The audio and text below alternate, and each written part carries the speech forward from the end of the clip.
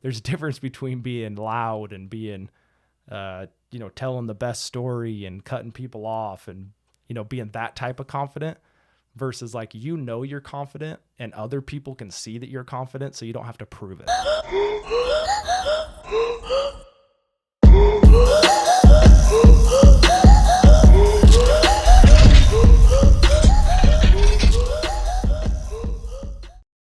Hey guys, this episode is brought to you by Weapon X Holsters, quality handmade Kydex holsters made right here in Southern Utah. You can stop by the store, 1397 West Sunset Boulevard, number 115 in St. George, Utah. Hey everyone, welcome back to the Derick and Blake podcast. We are in the vault for another consecutive week. This is episode 50. We're getting awful close to 1 year. I think I've said that for the last 3 weeks, so... Yeah, getting close to 1 year. That's true, man. And today we're welcoming back our standing resident guest, Blake Norton. I'm the filler-inner. Well, so this is my fault. So I went on a hunt last week. Yeah, I want to talk to you about that too. Yeah, so we did 2 guests in a week to cover that week. And then I'm also in Salt Lake half of this week. And so I wasn't planning this week ahead of, So I was talking to Mallory last night, and we were trying to put something together for this morning. I was talking to her Tuesday. Today's Wednesday. Today's Wednesday? Yeah, today's Wednesday. Uh-huh. This will air on Saturday, so don't get confused. But yeah, I said, hey, we probably need to throw something together because I'm gone the rest of the week. And so Blake's always willing to jump on here and go over some stuff. Yeah. He's got some topics. I wrote down a couple things, and we're just going to kind of flow. Hopefully you guys like it. We actually want to get a lot of interaction on this one. So we're going to talk about a couple things that have been going on the last week or two and, kind of what we think, not that would solve it, but just some ideas that we think would help out, in different situations. But we want to hear back from you guys too. So if there's anything that you're like, dude, you're wrong because I've been through this, I'd love to hear it. That's a good disclaimer because whenever I come on, I'm kind of the controversial topic guy. Dude, right? If you guys need a little boost on TikTok, have Blake in one of your videos. You're TikTok famous on the Derick and Blake podcast.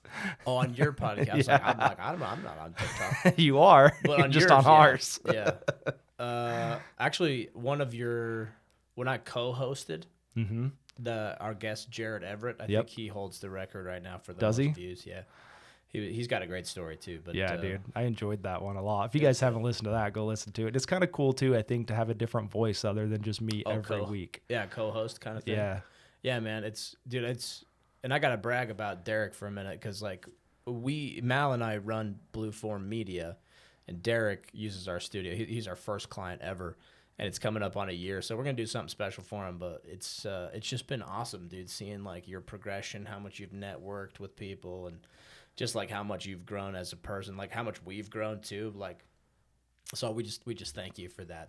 Yeah, dude. I guess that's why I'm your backup, is because I'm the co-owner of the studio. But yeah. So you're here most of the time. Yeah, I mean I'm convenient. So. Yeah. Well, in the beginning you were traveling a lot, and now you're more locally in St. George with your job. So yeah, I'm actually going back to travel. Are you? Yeah. So it'll be less, but yeah. Mallory said you can't be around this much. Yeah. So much stuff here. Well, I'm going to piggyback that, and I think I'm going to take us into the first topic I wrote down, and then we'll jump into a couple of yours. And because it kind of segues with it. If anyone's thinking about doing a podcast, I can reflect over the last year, and I would say that I was a pretty confident person before I started doing this. I've kind of have the mindset that, I can't play basketball like LeBron, but that dude's a human just like I am. I can't shoot the basketball like Steph Curry can, but we're both humans. I can't play football like Tom Brady, but guess what? He worked at his craft and he's just a human as well. Yeah. And so I've always looked at things that way. A good example is police. Someone gets pulled over by the police and they're shaking and they're scared. I'm just what's up, man? This is just a guy doing his job just like I do every day. Exactly. And so the intimidation, I'm rarely intimidated with people in that sense. I am every now and then, but it's rare. And so I think jumping on this and doing the podcast and being in front of the camera, it helps me because I don't love talking to big groups.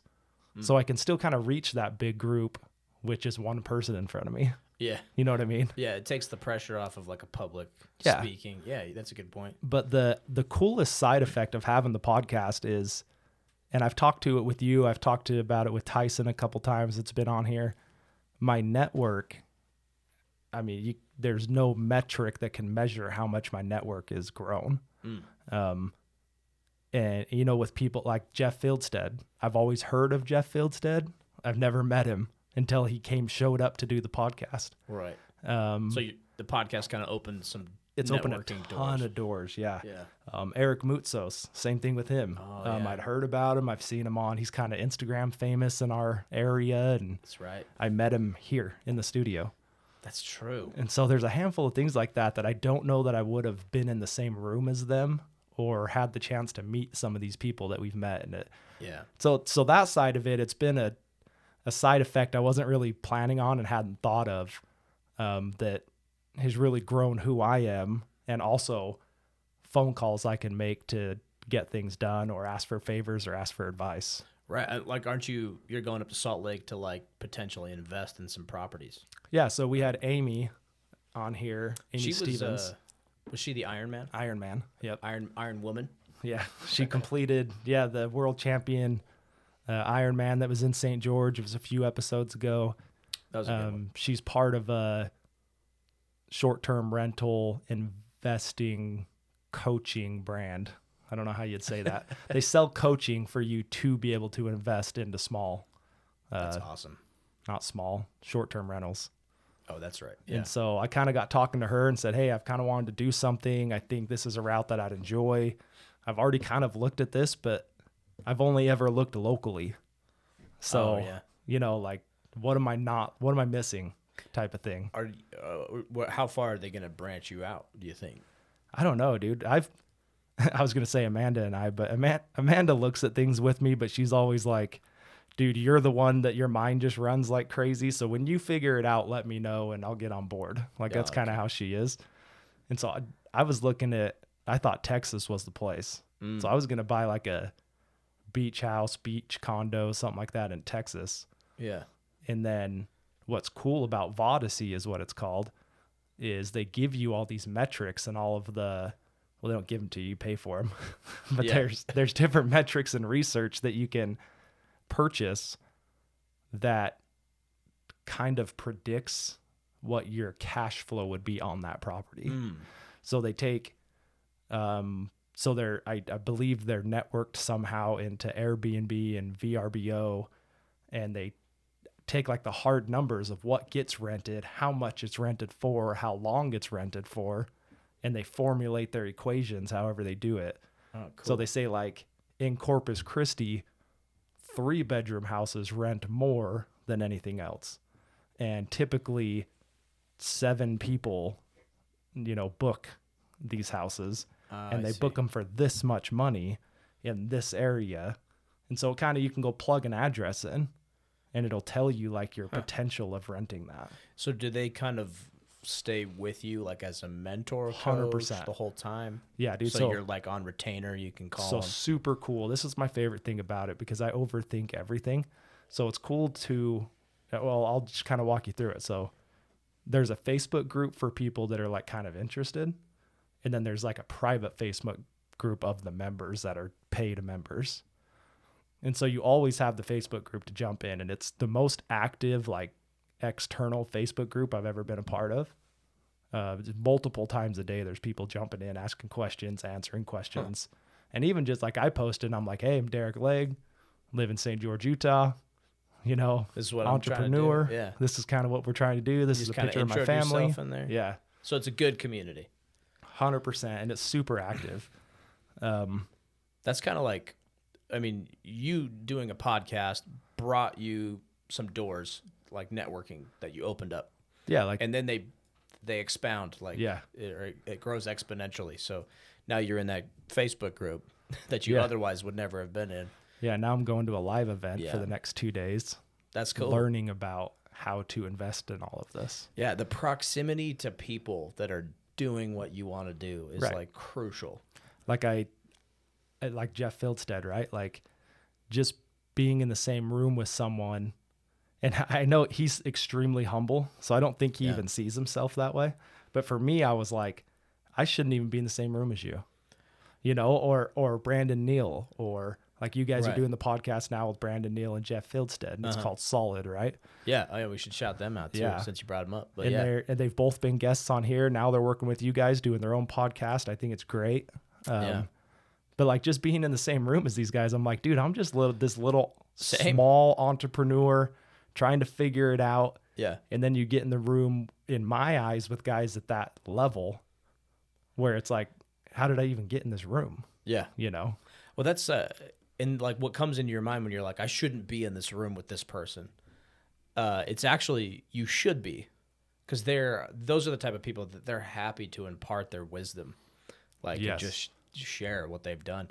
I mean, that's why they started their podcast, The Solid. They just want to talk about, you know, what can help people succeed. So it's cool. But like if you feel out of place, like you want to be like, what do they say? The quote's like, you want to be the dumbest one in the room. Yeah. If you're the smartest person in the room, you're in the wrong room. Yeah. Like if someone's like, I'm going to be a Navy SEAL, like they don't go hang out with like Army reservists. Yeah. To be a Navy SEAL. You go hang out with former Navy SEALs or people that are in that career, right? Yeah, you're the sum of the 5 people you're around, or 5 people you hang out with.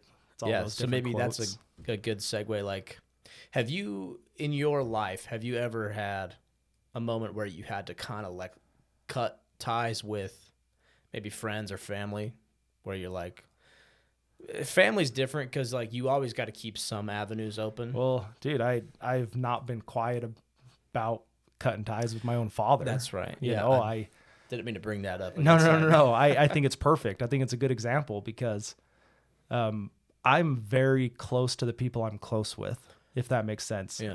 I do kind of keep a tight circle on people I talk to daily.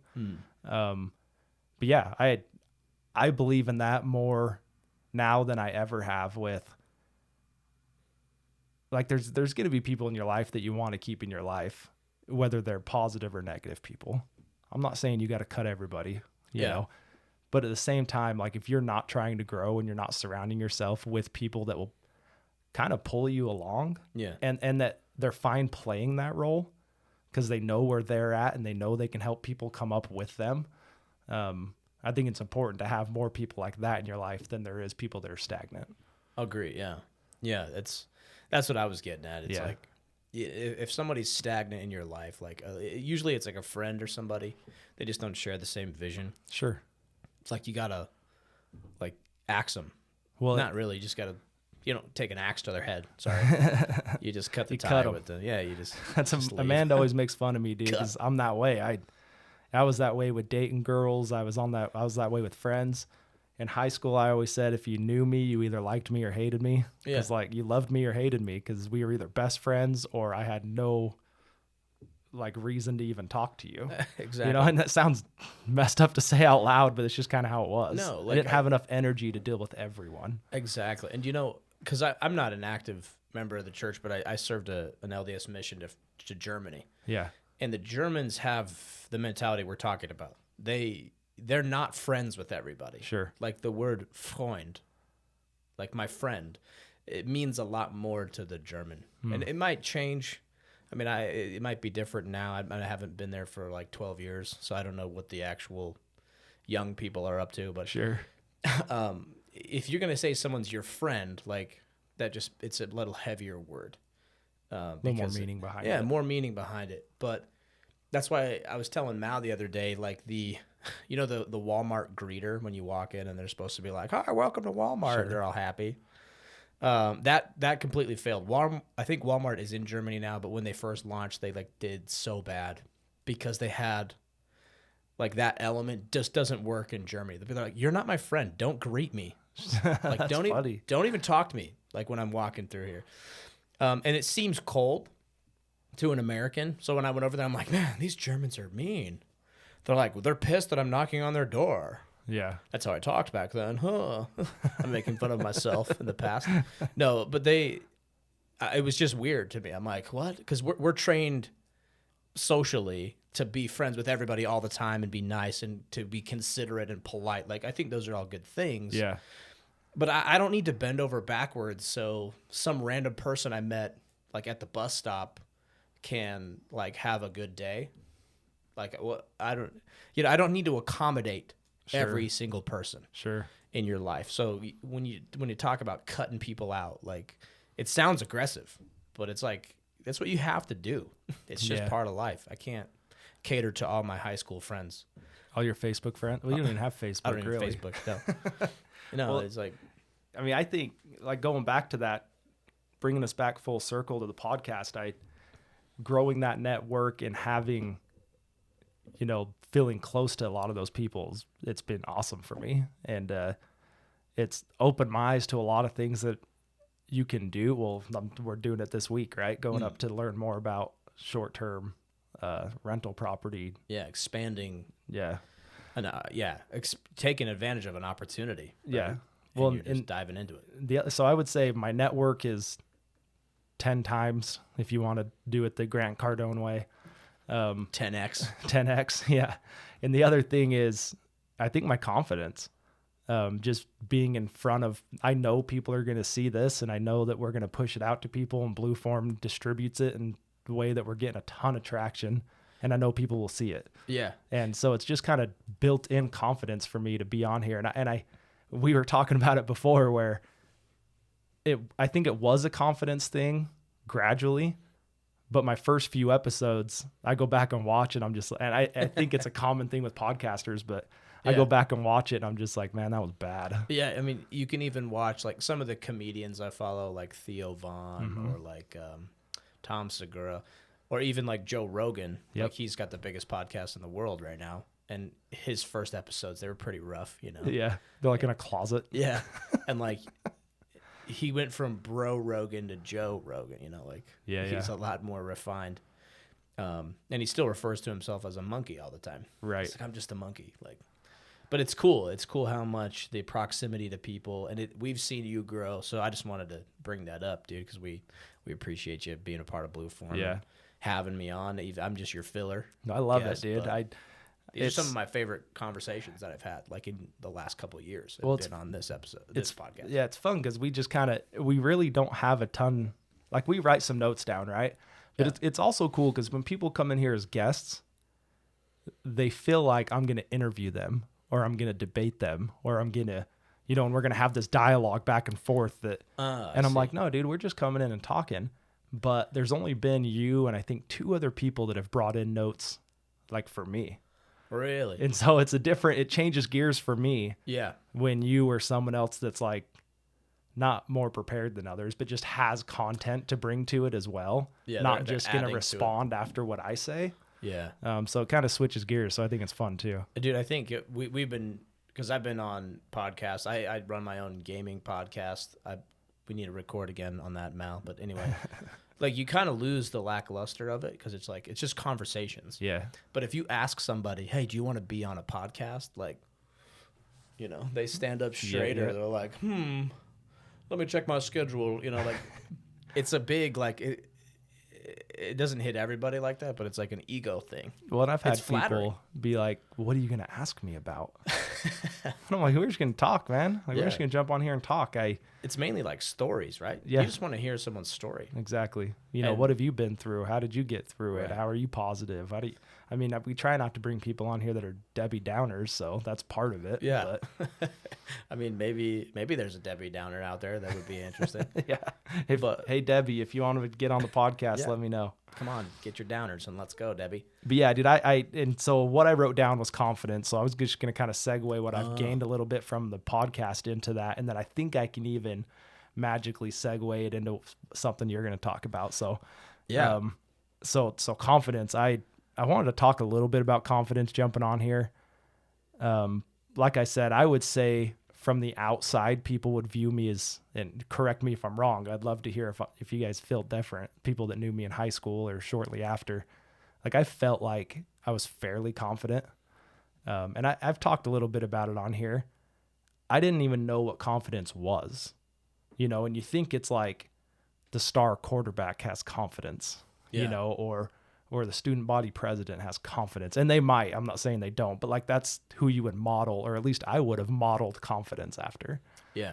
But I had this like fake confidence about me is what I would call it. I was confident. I didn't know why. You know, I hadn't done anything in my life to be confident. Yeah. And I think that's a big part that people miss is like, yeah, dude, you're not just born confident. No. You have to go through things and you have to learn from things and you have to move past things and grow to gain confidence. So if you're not a confident person, like that's fine.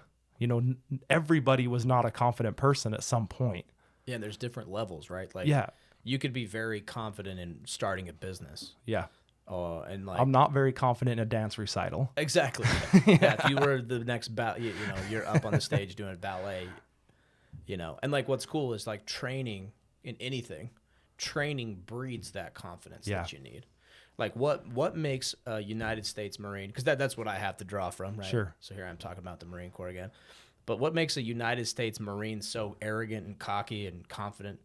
Like, I think it's just pure confidence is that. But it's the training behind it, because they go through boot camp, which is pretty intense. Once you're out of it, you're like, man, whatever.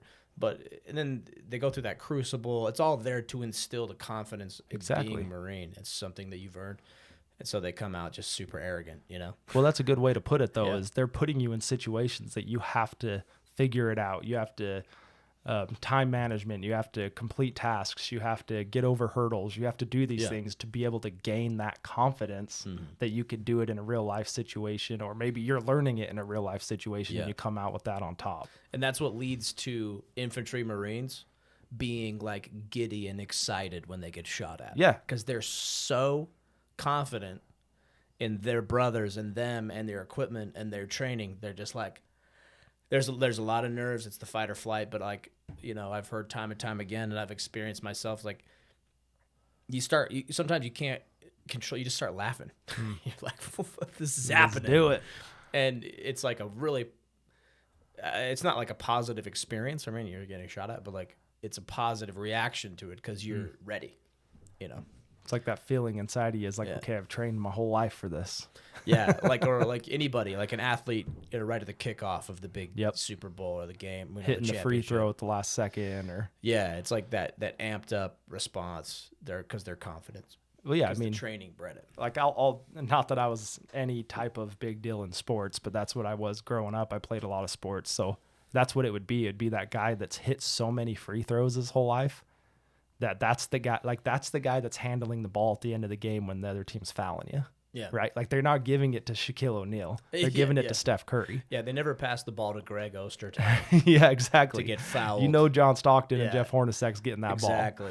And so, but that's what it is these guys, they have confidence they're going to hit those shots because they've had that repetitive, you know, the training failure to back it up. And and the fails. Yeah. And so, but I think you can simplify that into like, guys, like not being confident's okay because you need to go through things to gain that confidence. It's not like it just falls into your lap.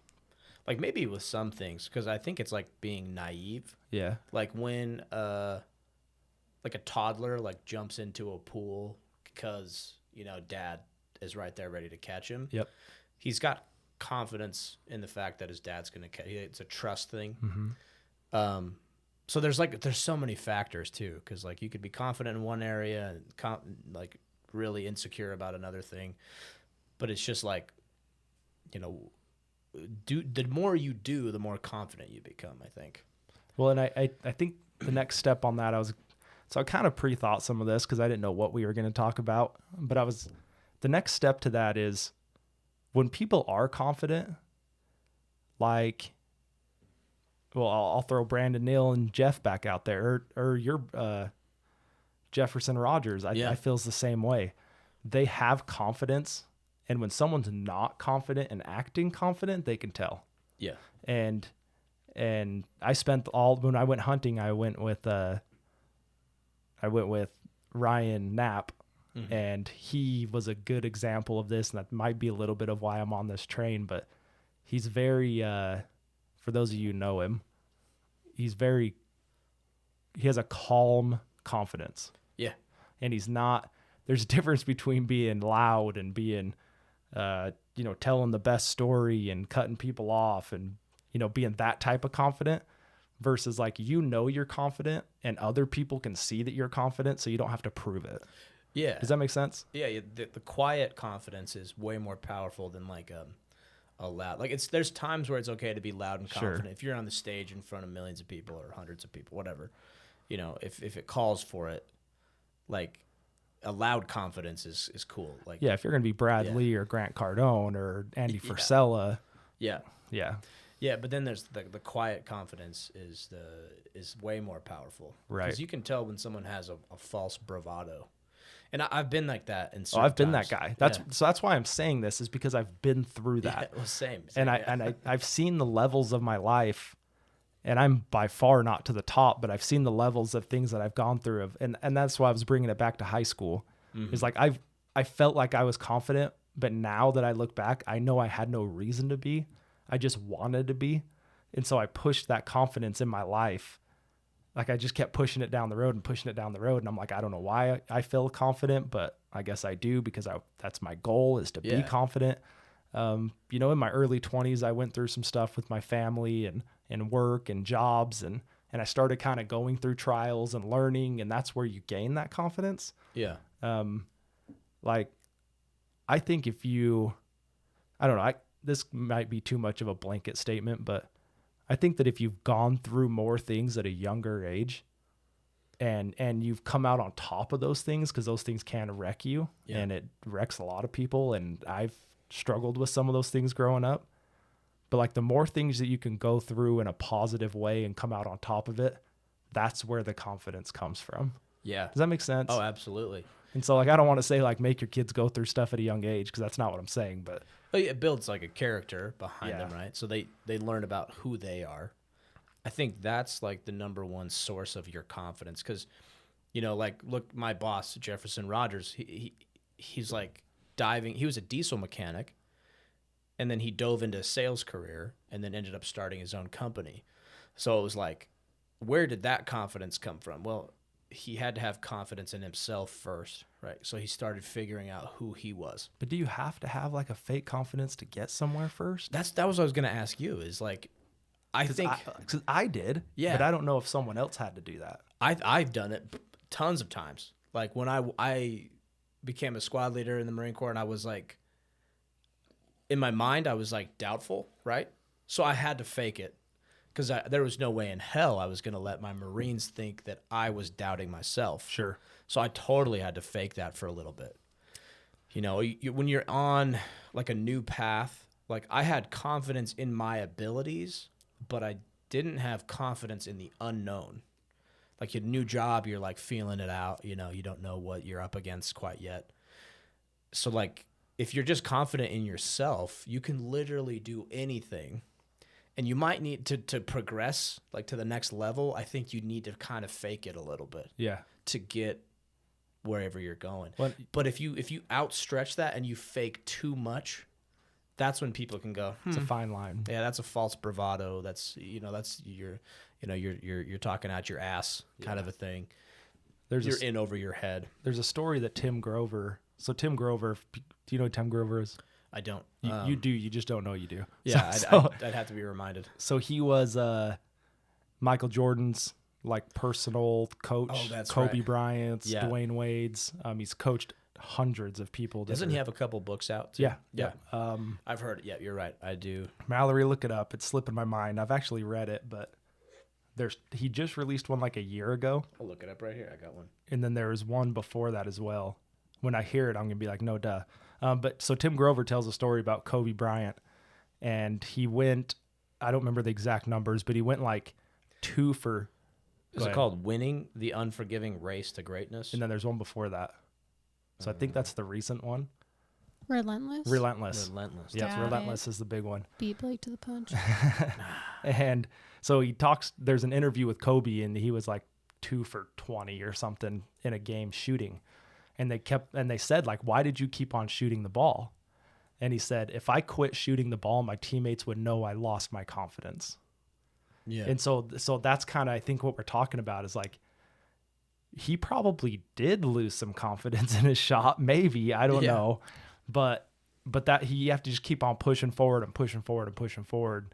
And like you're saying, in a team setting with the Marines, like if everyone around you knows that you still have that confidence, then they're on board and you're still moving forward. Yeah, it's a weird thing with the combat unit because like they can smell it. You know, like when someone's in over their head or someone shakes just a little bit. A little hesitation. They waver just a little bit. A more experienced person can like catch that and then like bolster them back up and say, hey, you got this, because they understand this, the confidence of the group or the morale of the group can really be affected. That's why Kobe kept shooting. Right. And so it's like if you second guess yourself in a combat leadership position, it just goes downhill from there. You could maybe do it once or twice depending on who you have with you. And then also failing with confidence, because like Kobe, that's a perfect example, dude. Yep. Yeah, maybe he started second guessing himself, but he understood that concept, and so he kept shooting knowing that he was going to drain some shots. And he failed. Every time he missed, he didn't shake his head probably and like get all flustered, because then his teammates would see that. Yeah. So he like failed with even more confidence probably. Well, and there's a saying in basketball about shooters. It's just shooters shoot. Yeah, that's what they do. They just keep shooting. Yeah. Like see it go into the hoop once and get that, and then that's when you start gaining a rhythm. Yes. Like they'll like I'm thinking Jimmer Fredette's in my mind, but there's these shooters that they are just prolific scorers. Yeah. And when they were having an off game, you would see their mind shift into not shooting threes. They would try to get a layup.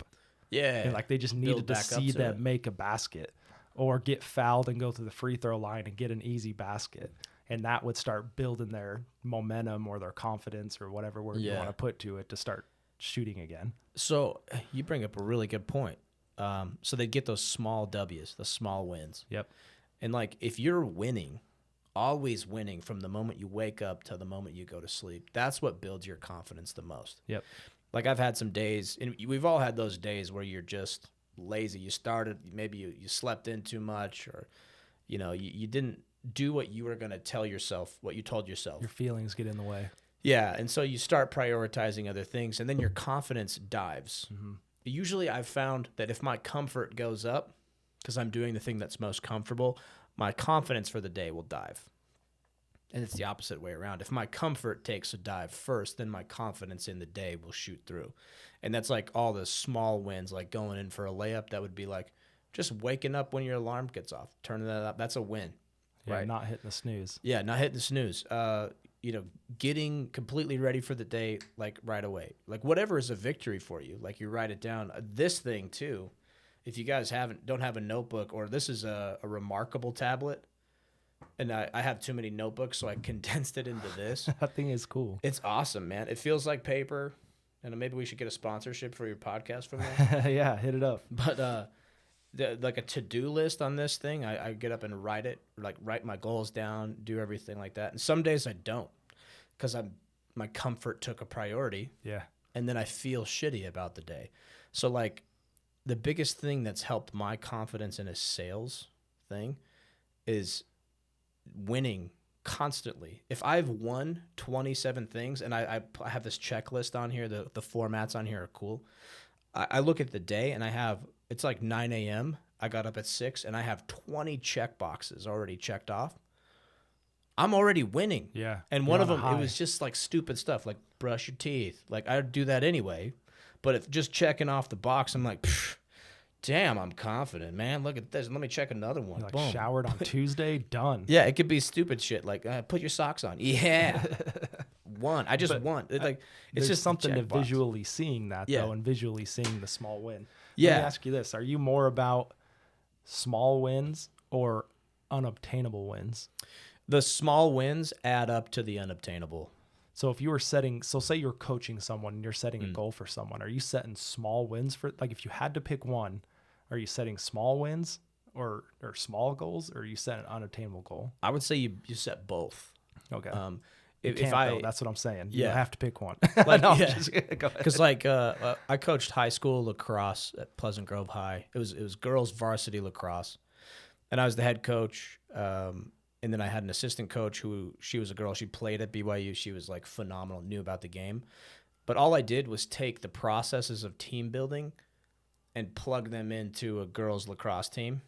And then she dealt with like all the tactical level stuff, like running the plays, setting up a drill that would enable a skill. And I knew a lot of that too, but she just knew more. So we were a great team because I would say, what's your goal? And so we had everybody write down the big unobtainable goal. And it was like, go undefeated, right? That's a pretty big goal for a sports team in any sport. Go undefeated and win the championship. We lost the championship by 1 point because of a referee call. Like, I should have gone to prison for that. Like, that's when I should have started throwing punches just for those girls because how hard they worked. But they did go undefeated that season. And it wasn't because we just wrote it down. We didn't say, what do you want to do this season? Oh, go undefeated. And we didn't end it right there. Yeah. Right? It was how are we going to do that? So what's the process to it? Well, we're going to show up on time. We're going to hold each other accountable. We're going to do this many push-ups if this happens. We're going to do this. And one of the biggest things too, if you're coaching sports, it's just like get the parents to agree, make them sign stuff, sign agreements to them, hold the parents accountable for like getting out of your way. Because I pushed those girls hard. I pushed them like a Marine Corps infantry squad.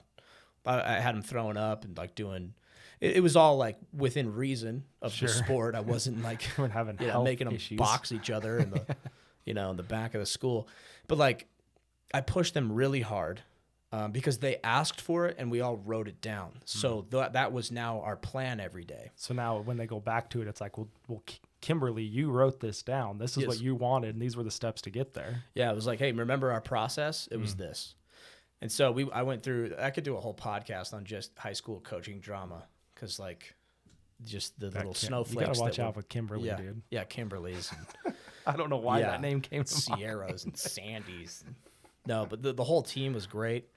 We had some bad attitudes at first, but once they realized they were accountable and their team kept them accountable, it was a very positive winning thing. Yeah. So we would celebrate. We would win little, and it stacked.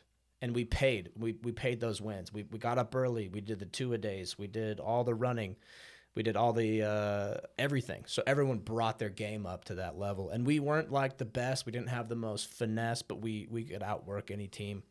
And it paid off. They went undefeated. That was 2014. And so, yeah, when you're talking about confidence and like the unobtainable goal isn't reached, like that's just like saying like, where do you want to go? Like, you might as well just point at a map and be like, let's go here. And then never look at your map again and like just hope that you pick the right, route. It's like you have to check in and make checkpoints. Right, like I'm going to get to this ridge, and then I'm going to reassess with my compass, and I'm going to find my azimuth, and then I'm going to make it to that riverbed, and then I'm like, okay, I'm here. The terrain has told me I'm here. Now I need to adjust a little bit because it's a little different than I pictured. Oh, damn, there's a cliff I didn't see. I got to circumvent. Right, so, yeah, the little wins I think are way more important to answer your question. Yeah. Well, because I go back and forth on it because I always thought, like there's people out there, and I've done this with myself, like you have to set little goals so you can ride that high of little goals to obtain the big goal. Yeah. But I think some people get too focused on the little goals and too overthink the little goals. And the thought behind having the unobtainable 10x goal, if you will, is at least how I interpret it. I mean, let's just throw numbers out there. Like you want to make $10 million and you're doing everything to make $10 million, but your real goal is to make one. Like that's what you're thinking. I'm just going to make 1 million. Yeah. But then you set 10x and do 10 million. Yeah. Well, now you're doing everything every day, every cell, every person, you're going after $10 million. Well, let's just say that you end up only making 7 instead of 10. Yeah. Guess what? You just 7 times your goal. Yes. Like, so that's kind of the thought behind that. And so I agree with that as well. Yes. But I think you need to understand that there are steps. So I want to make 10 million. Okay. well, I need to have 20 points of contact throughout a day with different people. 20 different people need to hear my name every day. You like you reverse engineer it. Right.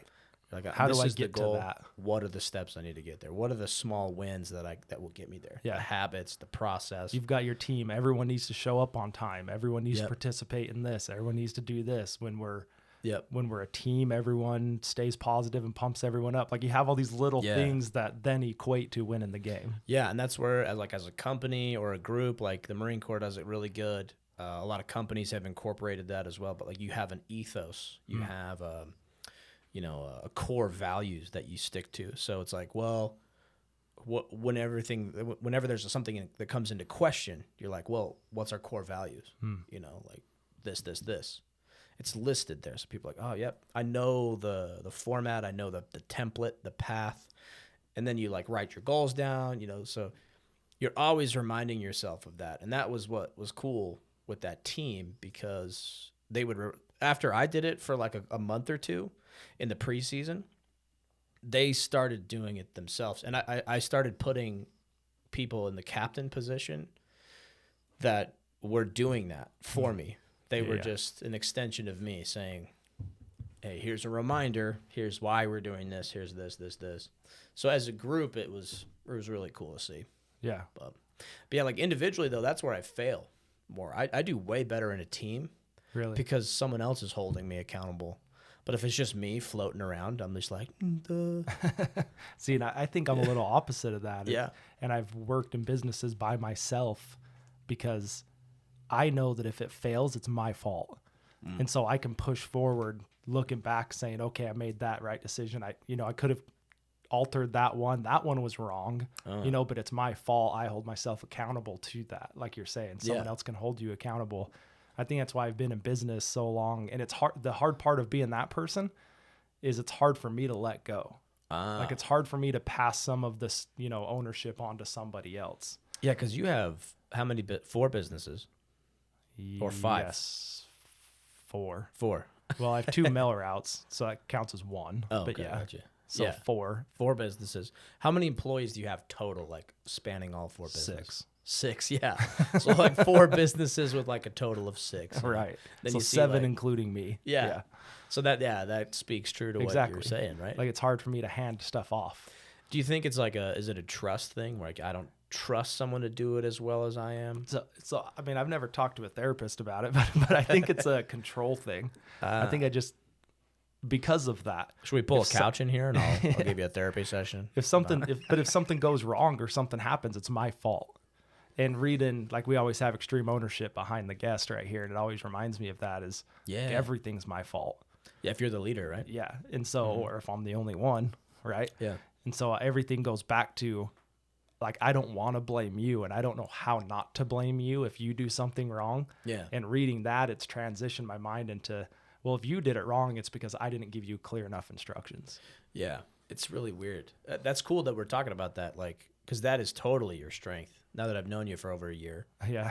Like, you're very, very self-controlled. Like, when it comes to your businesses and just operating and driven, like, it's all self-motivated. Like, there's... it's funny too. There's no one cracking a whip behind you. Yeah.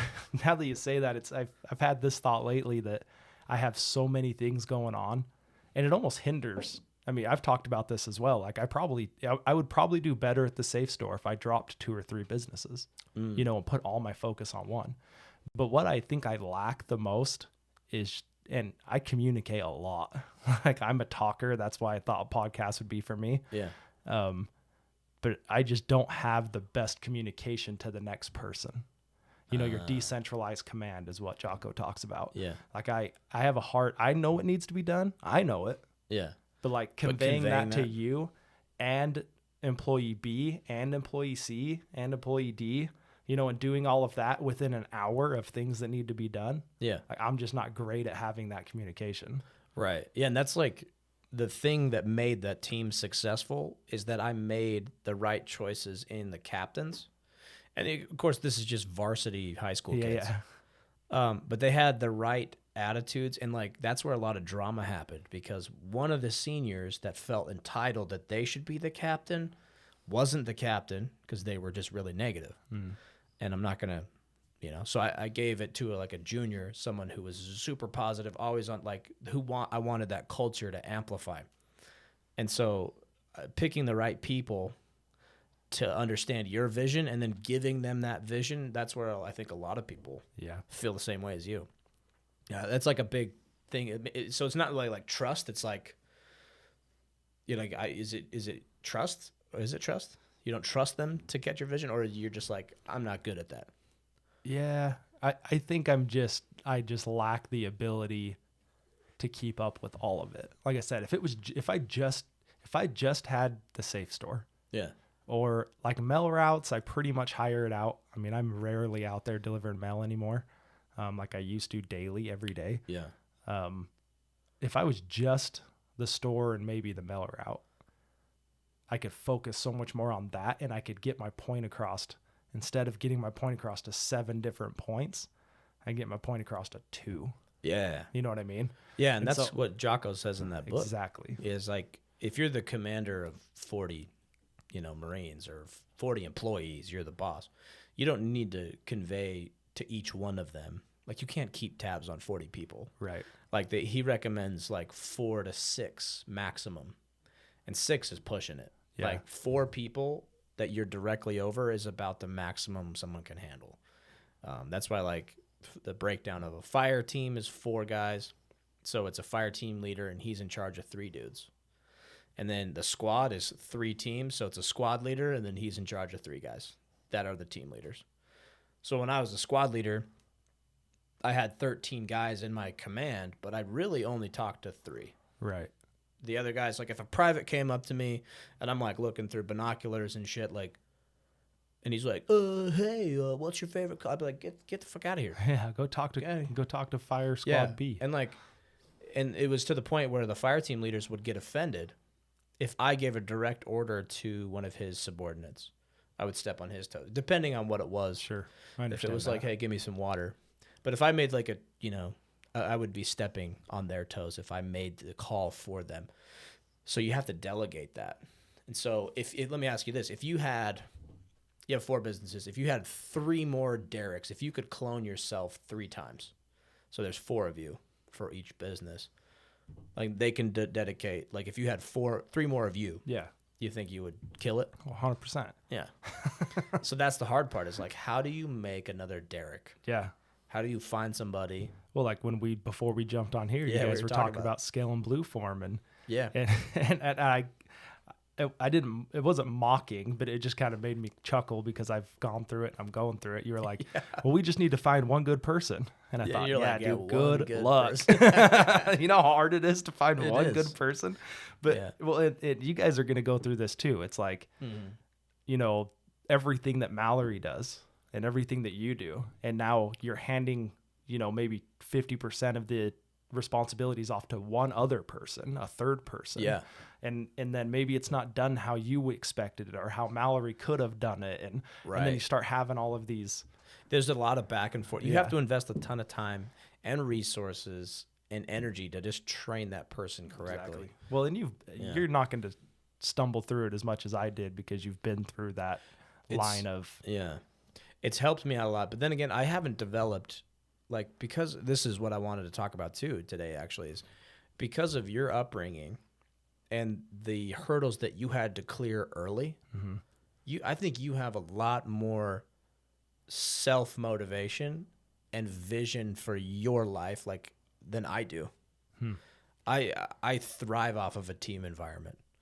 Like if I'm left unsupervised, I am like Donnie from the Wild Thornberries, if you know what I'm talking about. Like Donnie. Just the caveman, just yabbity, yabbadoo, yabbity. Like I just get out. I just get lost in all of my hobbies and interests and my own laziness. Like I do the very best in a team environment because my childhood was like pretty posh. Like we weren't like a super rich family, but we were definitely upper middle class. And the hardest thing I had to do growing up was like mow the lawn and do some service with the church. Yeah. For some old lady who needs her furniture moved. I didn't have a broken family or anything, and even a lot of things like Gary Vee and even Jeff Fieldstead, he was on your podcast saying this, that like middle class, like is probably like one of the harder places for someone to grow up because it affects them so much more.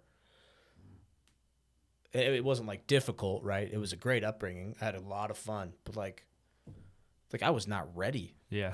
For like life. Well, I think you go back to confidence, like we were saying, like Mm-hmm. going through some of those things at a younger age, if you can handle it, and that's the big if, I think, because some people don't, and then they have some type of trauma later in their life that they have suppressed or whatever. I mean, you can go a lot of different ways with that. Yeah. But I think going through those things and getting over it, and that's how you're building confidence. Yeah, you're finding out who you are. Yeah. You're more confident in yourself and your abilities. Like, I think the biggest thing that I'm confident about with myself is I'll figure it out. Yeah. Like, you put me in a situation and I don't know the answer, and I get obsessed with things. Yeah. And so like this, like, let's just take what I'm going through right now, like the short-term rental. I'll stay up for hours just scrolling like realtor.com and Zillow, Just looking up information. and just like, why is this house better than that house? Like, why would a condo be better than a single family home? Well, you did it with your crypto too. Yeah, crypto. You're exactly. Like, I just get consumed. Yeah. And sometimes I get consumed to a fault. And that stems from your mentality of like, yeah, I'll figure this out. Right. I'll just dive into it and figure it out. Yeah, put me in a situation. If there's a way to figure it out, sooner or later I will. Yeah, and that's the same thing with Jefferson Rogers, my boss, that you've had on here. Have you had him on here? No, I was on his, but he hasn't been on right. this. We should get him on here, but yeah, man, like it's almost to a fault sometimes. Like he'll just dive into stuff, but like it's awesome to have that in a leader, where you're just like, yeah, we'll figure it out eventually. So like I'm staying on this ship. I'll hoist the sails for you. I think it's the take action. Yeah, it's in that action. Entrepreneur based, you have to have some level of that. Yeah, because you can overthink and do nothing, or you can take action at some point. Yeah, and like those skills, I kind of envy people that like you that had kind of more of a broken like childhood, like some struggles early. I mean, I had some like social struggle, but nothing compared to what some of the people I've talked to. Like the reason Jared Everett, when I was your guest host, the reason he's getting a lot of views is because that story is cool. Right. He's got a great story. And like, dude's like one of the most disciplined guys I've ever met. And like, he's got this medical condition and like, he's just getting on top of it again. Relearning like his own disciplines around that medical condition. It's really cool to hear. But yeah, the middle class didn't do me any good. Yeah. It was like, as a young kid, it made me entitled and stupid. If I didn't have the Marine Corps to kick my ass and like actually make me realize like what people go through, like I was really grateful for my childhood, but at the same time, like I'm really grateful for the Marine Corps waking me up. Yeah. Like that. Because I think completely different out of anybody in my family. Doesn't mean I'm right, but I just think differently. I see the world differently, and I'm very grateful for that experience because I was lacking all of that. So like when I see you talk about it, like in what you're doing, and you just dove in with us and you're like, let's do a podcast, and like the traction, the spinning. For those of you who don't know, if you're serious about it, like a social media following, or if you want to launch a podcast, like it's going to take you 2 years. Yeah. Almost every guru out there, unless you come in with like a huge following already, there's always those one-offs, but it's going to take you some time to build. And you just like dove in. Your consistency. So you're just confident, man. You're so confident in yourself. Like, I'm just going to figure this shit out. And that's why you're Derick Blake. Well, let me talk about this a little bit too, because, and again, guys, we're just going random thought to random thought. So there's no base to this really. Yeah. We still have a few things written down that we really haven't even touched. I had this I had a delivery in Mesquite this morning. If you're not from St. George, it's about a 45-minute drive. Yeah. Border of Utah and Nevada. Yeah. You cross Arizona a touch and then you're back in Nevada. And, anyway, I took my older brother, Jason, with me. So Jason runs one of the mail routes for me. He does 4 days a week on one of them. And then his 2 days off, I try to line up stuff for him to do with me, doing deliveries or liquidation business or whatever. Yeah. Anyway, so Jason and I are driving down to Mesquite, and I thought we had like, it's back to that, what got me into podcasting. Cause I was like, man, I wish we could have just recorded this, we were just having those conversations back and forth and firing off each other. And there was passion and there was we thought about these things before we had the conversation. And I was telling him, I said, dude, and it still feels weird to say out loud, and because it's not humble. But I've been thinking a lot lately about where I want to go with my personal networking and business related and podcasts and all that too, but mainly a personal thing. It's like, I kind of want to be a household name in Southern Utah. Yeah. And it sounds weird to say, but I'm like, and he started laughing, and he's like, dude, you pretty much are. He's like, because of steps that you've taken. He's like, you've been doing this podcast for almost a year now, and it's named after you. So like, your name is there. You're building your brand. Yeah. And he's like, you've had 50 more people, or 42 more people on your podcast that you didn't have as big a relationship with before you started this. Yes. So that's getting into households. And it's going to exponentially grow. We're going into year 2. Yeah. So Mark, this is cool that I'm your 50th guest at almost a year mark. I think we'll have to 52. check. Yeah, 52 or whatever we're at. We're at 50 now. 52 is a year, right? 52 weeks in a year. 52 weeks, yeah. So yeah, we'll have to do like another, maybe I'll come on next year at the same time. Yeah. And we'll reassess all of this, where the following is. Yeah. Yeah, it's cool to talk about this too, like, because people don't understand like how social media works, and we are still learning. Yeah.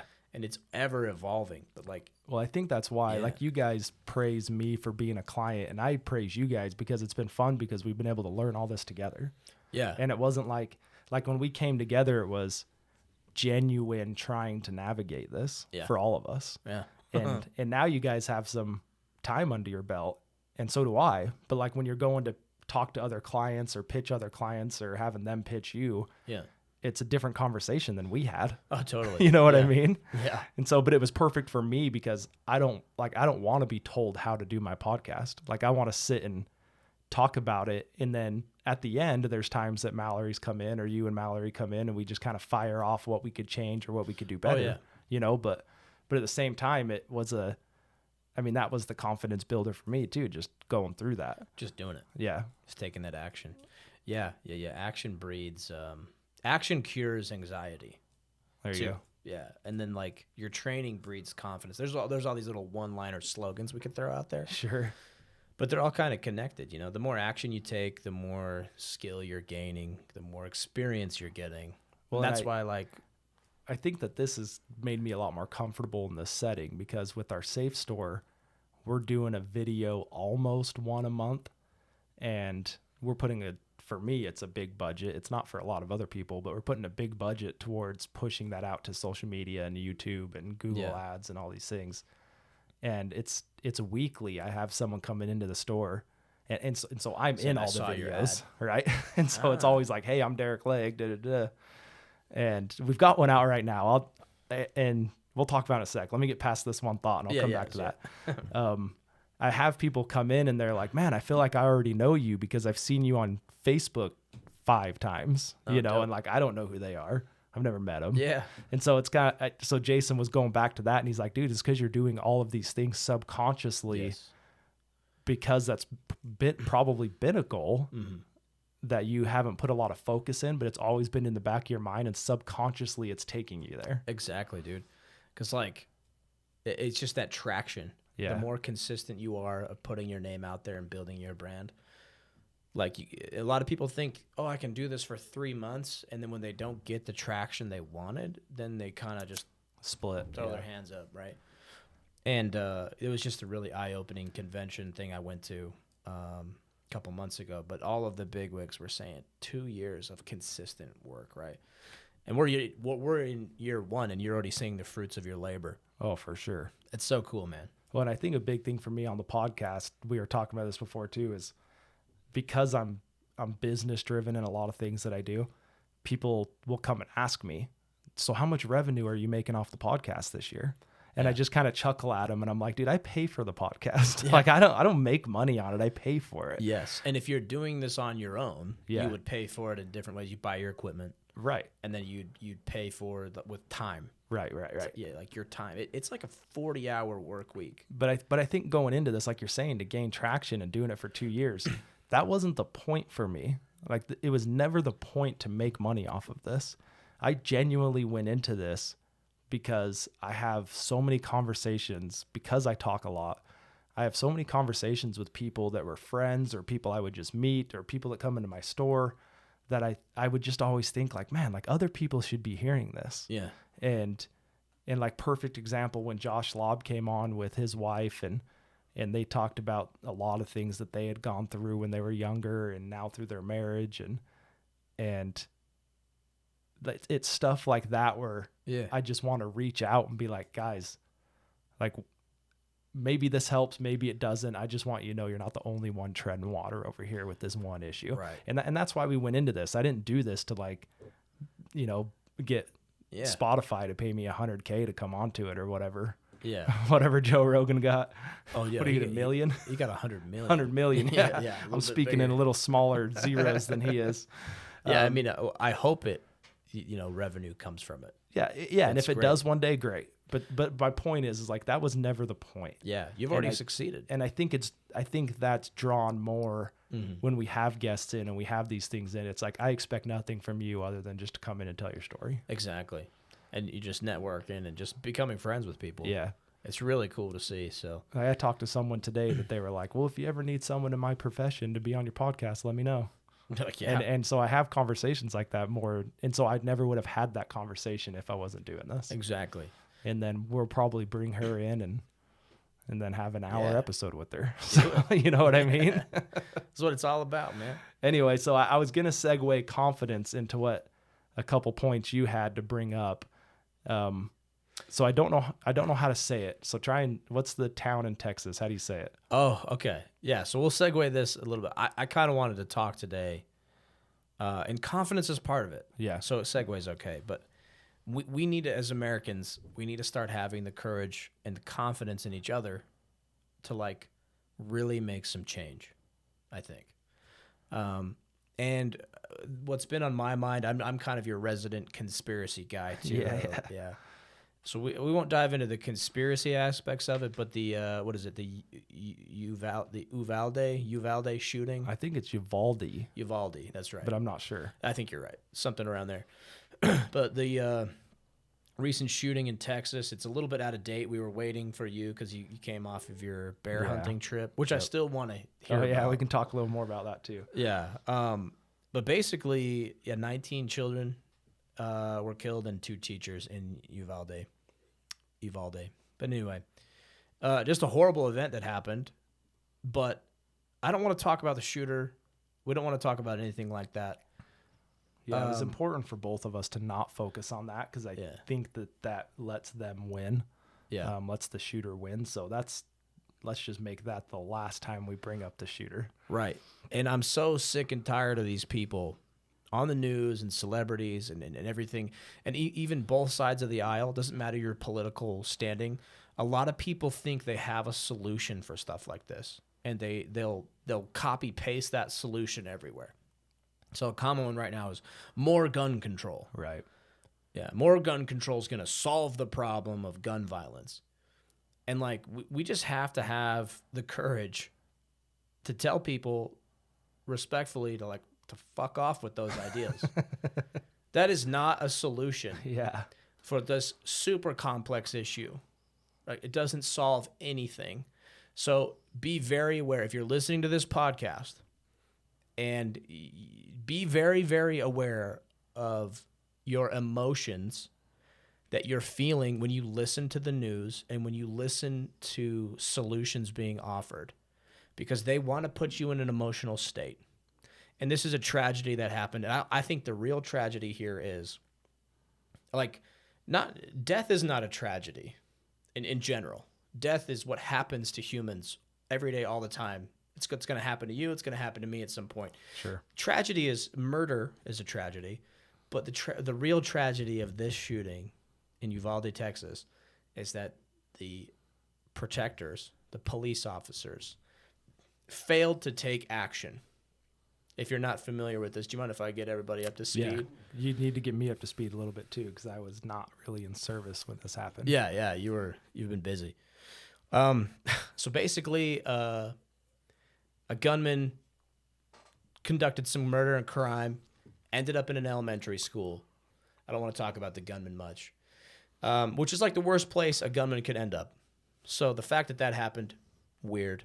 But he's in this elementary school, and police officers surround the building, and they waited over 40 minutes before they hunted this guy down. So he's just running amok inside of an elementary school, killed 19 kids. That's absolutely insane. That's the real tragedy of this thing. So what's been on my mind lately is just why are police so fucking stupid is the question I want to ask. I don't understand. Now, I have a lot of friends in police officer, or in the police force and stuff, and they're former Marines, or some of them aren't, but like, they would agree with me on this. Why? My first question was why did they wait so long? Yeah, I'm not sure where you want to go with this at this point. I mean, we can kind of touch more on that. I was gonna go more toward, it infuriates me about gun control, and it's the popular thing to say right now that we have a mental health problem, not a gun problem, right? Yeah. But I think that's kind of the way this goes.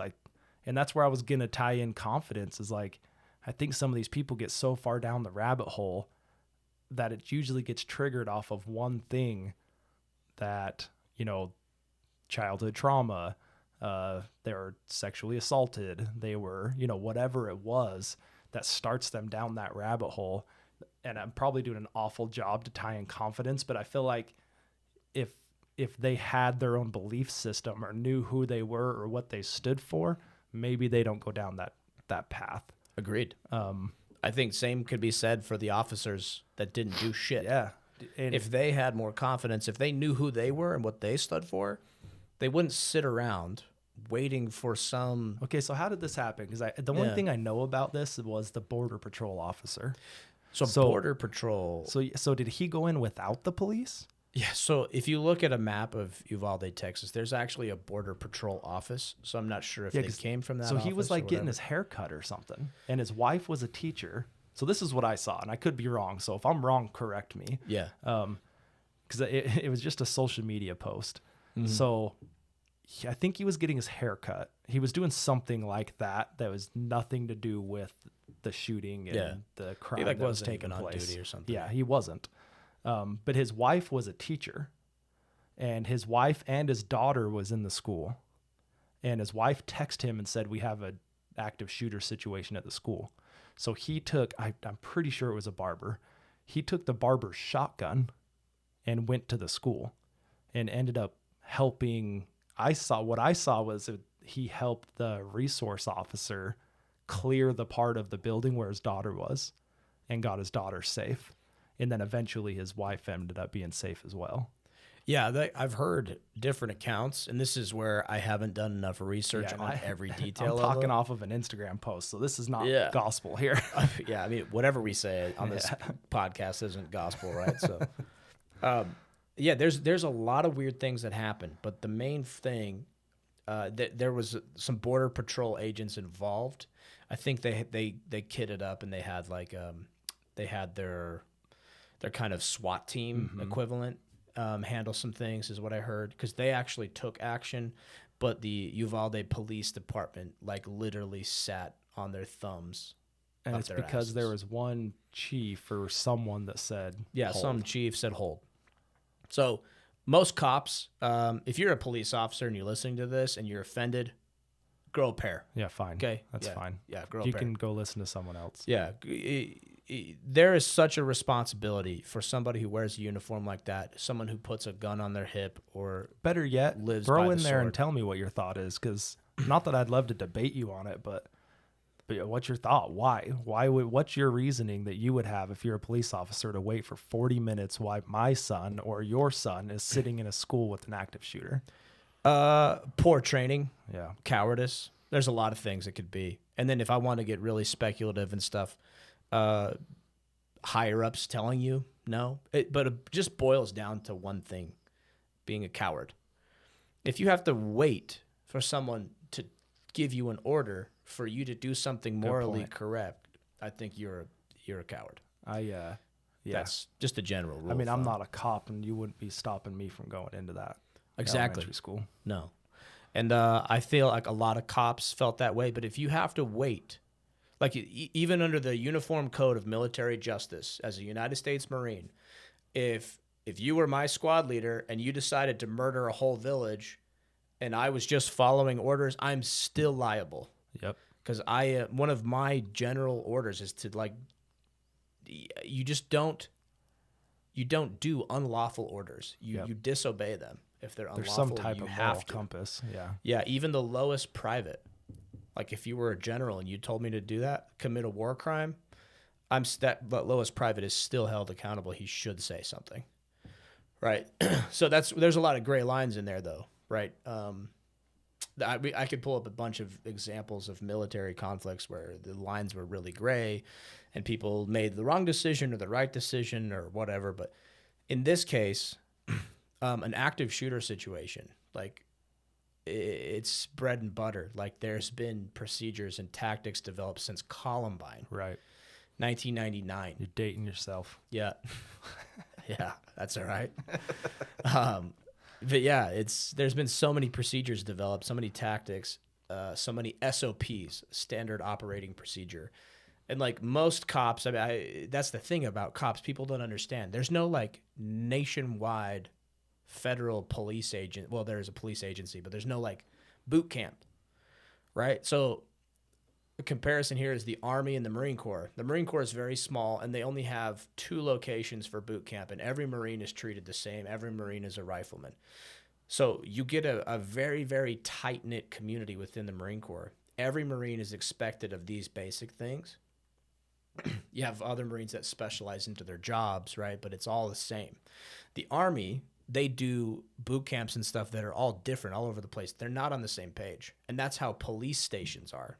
Or at least police precincts and stuff like that.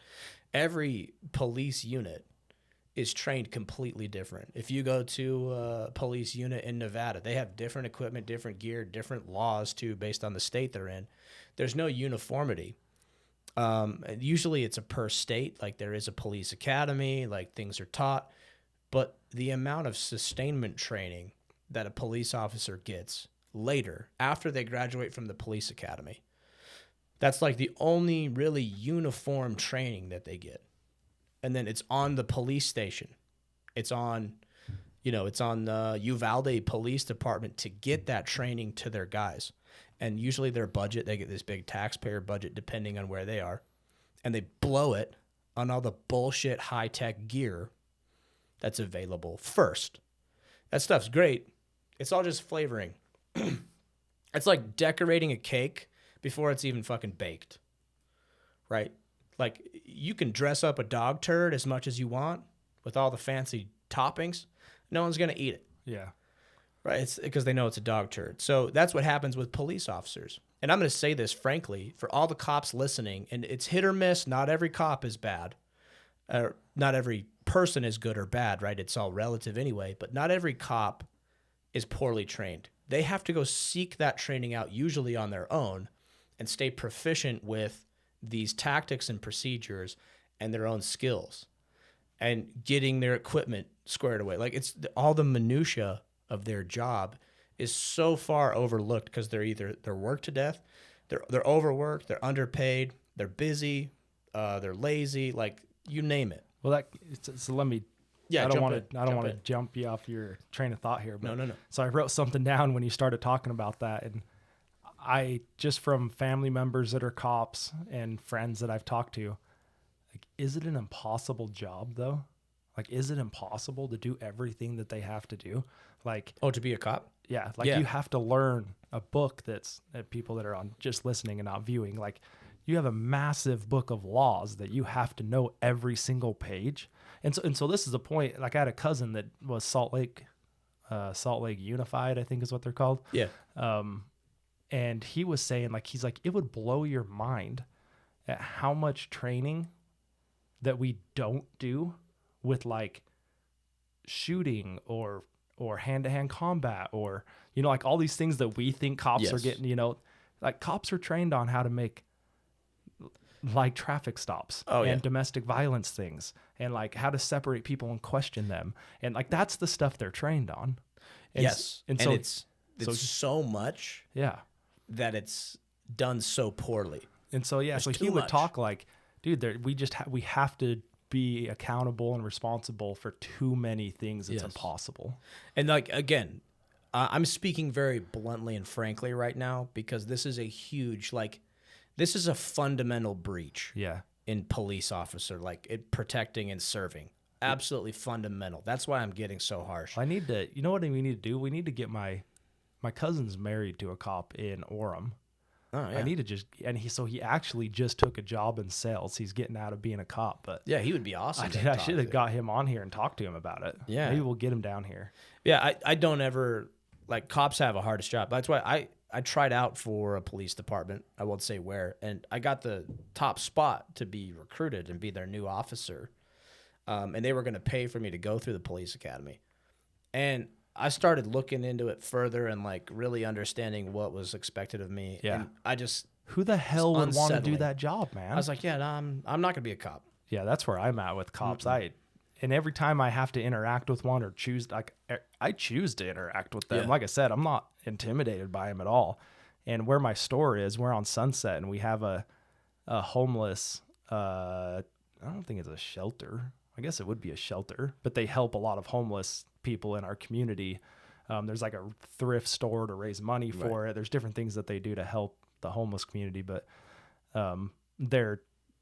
it's across the street from us. Yeah. So we have a lot of homeless people just kind of hanging around our area. Yeah, I always see them crossing the road right there. And the cops have been at our complex multiple times. And so I always go out there, hey man, how's it going? Everything going okay? Do you guys need some water? You know, like anything I can do for you guys? And I usually just kind of start chatting them up and we have a conversation. And at the end of it, I'm always just like, dude, thanks for what you guys are doing, because there's not an amount of money in the world to get me to do your job. Yeah, and they're doing it for pennies on the dollar. Yeah. So in their defense, I think cops are overworked, underpaid, and undertrained. Undertrained. So I'll tone it down a little bit. You brought me back. Well, I didn't want you to be like, defund the police. No, I don't think that's another solution that people are just like copy pasting. That's just the dumbest thing ever. Same thing with the gun control kooks. Well, more laws will help us. It's not defund the police anymore. Didn't you hear Biden? Now he wants to fund the police. Yeah, everybody's pissed about it because he lied. Oh yeah, go figure. So there is no one solution, right? So this is a huge failure in the competency of leadership. Like, we could just go down the list of all the failures here, and cops too. In their defense, there is so much red tape about how quickly you can lose your job. Not just lose your job, but be facing like years worth of legal mitigation. Sure. Because you made the wrong call, or because you made the right call, but society doesn't see it as the right call. You go against your commanding officer and it's the wrong call. Exactly. Yeah. Yeah, and then you're double duty. So let's pump the brakes. With all that said, we have an active shooter in an elementary school. Exactly. That seems pretty cut and dry. This is why if I'm directing some rage police, let's get you worked back up. Let's work calm you down. Yeah. So that's why this circumstance is this. If it's normal policing, it's like, yeah, we understand that you're vital to community infrastructure. Like, you need to be better equipped, better trained, like better people involved. Like, we know that. But this is like a fundamental thing of being a cop. This is the thing that hits closest to home with every single community. Every community in America has an elementary school, and they also have a police force. Sure. Right? Like, there's maybe some exceptions. Say all that I'm aware of. Yeah. But like, that's ridiculous that you would take, as a police officer who has some training, even if you are poorly trained, like, if you have an ounce of pride in what you do on a daily basis and you wear a uniform, if you have even an ounce of pride in that uniform, because I'll admit, every day when I was in the Marine Corps, there were some days where I was like, fuck this, I'm done. But I would still put the uniform on and feel at least a little bit of pride. Sure. You know, see myself in the mirror and be like, yeah, I'm a goddamn Marine. As you should, yeah. But fuck today. Like, yeah, hey, I'm a Marine, but hey, today's not the day. So you'd still have that ounce of pride. Like, you should. That's this ridiculous. If there's a shooter in an elementary school, Like, I'm wondering what level of miscommunication was there? Did they think he was cordoned off and controlled? And Is there any information on any of that? see, this is what I've tried to look into, and there's just so many stupid articles out there that just suck. And you're like, I'm getting 6 different stories about stuff. Well, that's going to spiral Blake into a conspiracy Oh, theory. man. There's too much information to confuse you on purpose. Yeah, I mean, I think there's a larger conspiracy. Maybe not like something that was planned, but there's a conspiracy when a tragedy happens. Yeah. The conspiracy is that they will twist your emotions and they will capitalize on your emotions. Like, did they find something else on Hunter's laptop or what? Yeah, there's always something, right? Whenever Hillary Clinton messes up, they always... Yeah, who did she suicide now? Yeah, exactly. I think it was like a year or two ago, I was telling Mal, I was like, something happened. Something was about to happen. And it was some bombs were being dropped on a case like involving Hillary Clinton. And not many people know, but she's been under a lot of like scrutiny lately, and she's had a lot of hearings and legal proceedings about her criminality. Yeah. And no one cares because Johnny Depp That's what I was just going got to some say. boo-boos. Johnny and Amber Heard are in a courtroom. Yeah, so that's one thing. Dude, It's am a I smoke and jaded? mirror. Because I think of that. Like when all the Johnny Depp and Amber Heard trials going on, the whole time I'm thinking like, okay, what's going on that we're not seeing? No, I think that's you having your eyes open. Yeah, You're I'm just like, there's so much focus on this, and you can't scroll any social media without seeing it. And I'm just like, okay, what's going on that's not being pushed to us? Exactly. So this was like a year and a half ago, and some proceeding was happening with Hillary Clinton and blah, blah, blah.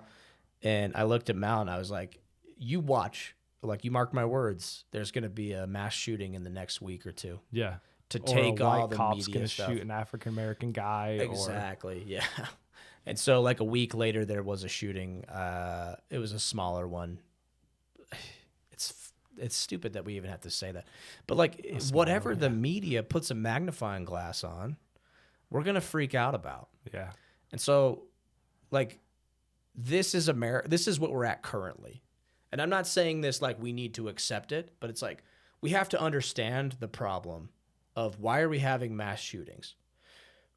Part of it is because the media presence is giving so much attention to the shooters. That's part. Like we could break this down. Well, they're podcast. irrelevant until that, and then now they're relevant. Yeah, now they're front and center. Like I want to be a household name, but not for committing crimes. Yeah, not for that stuff.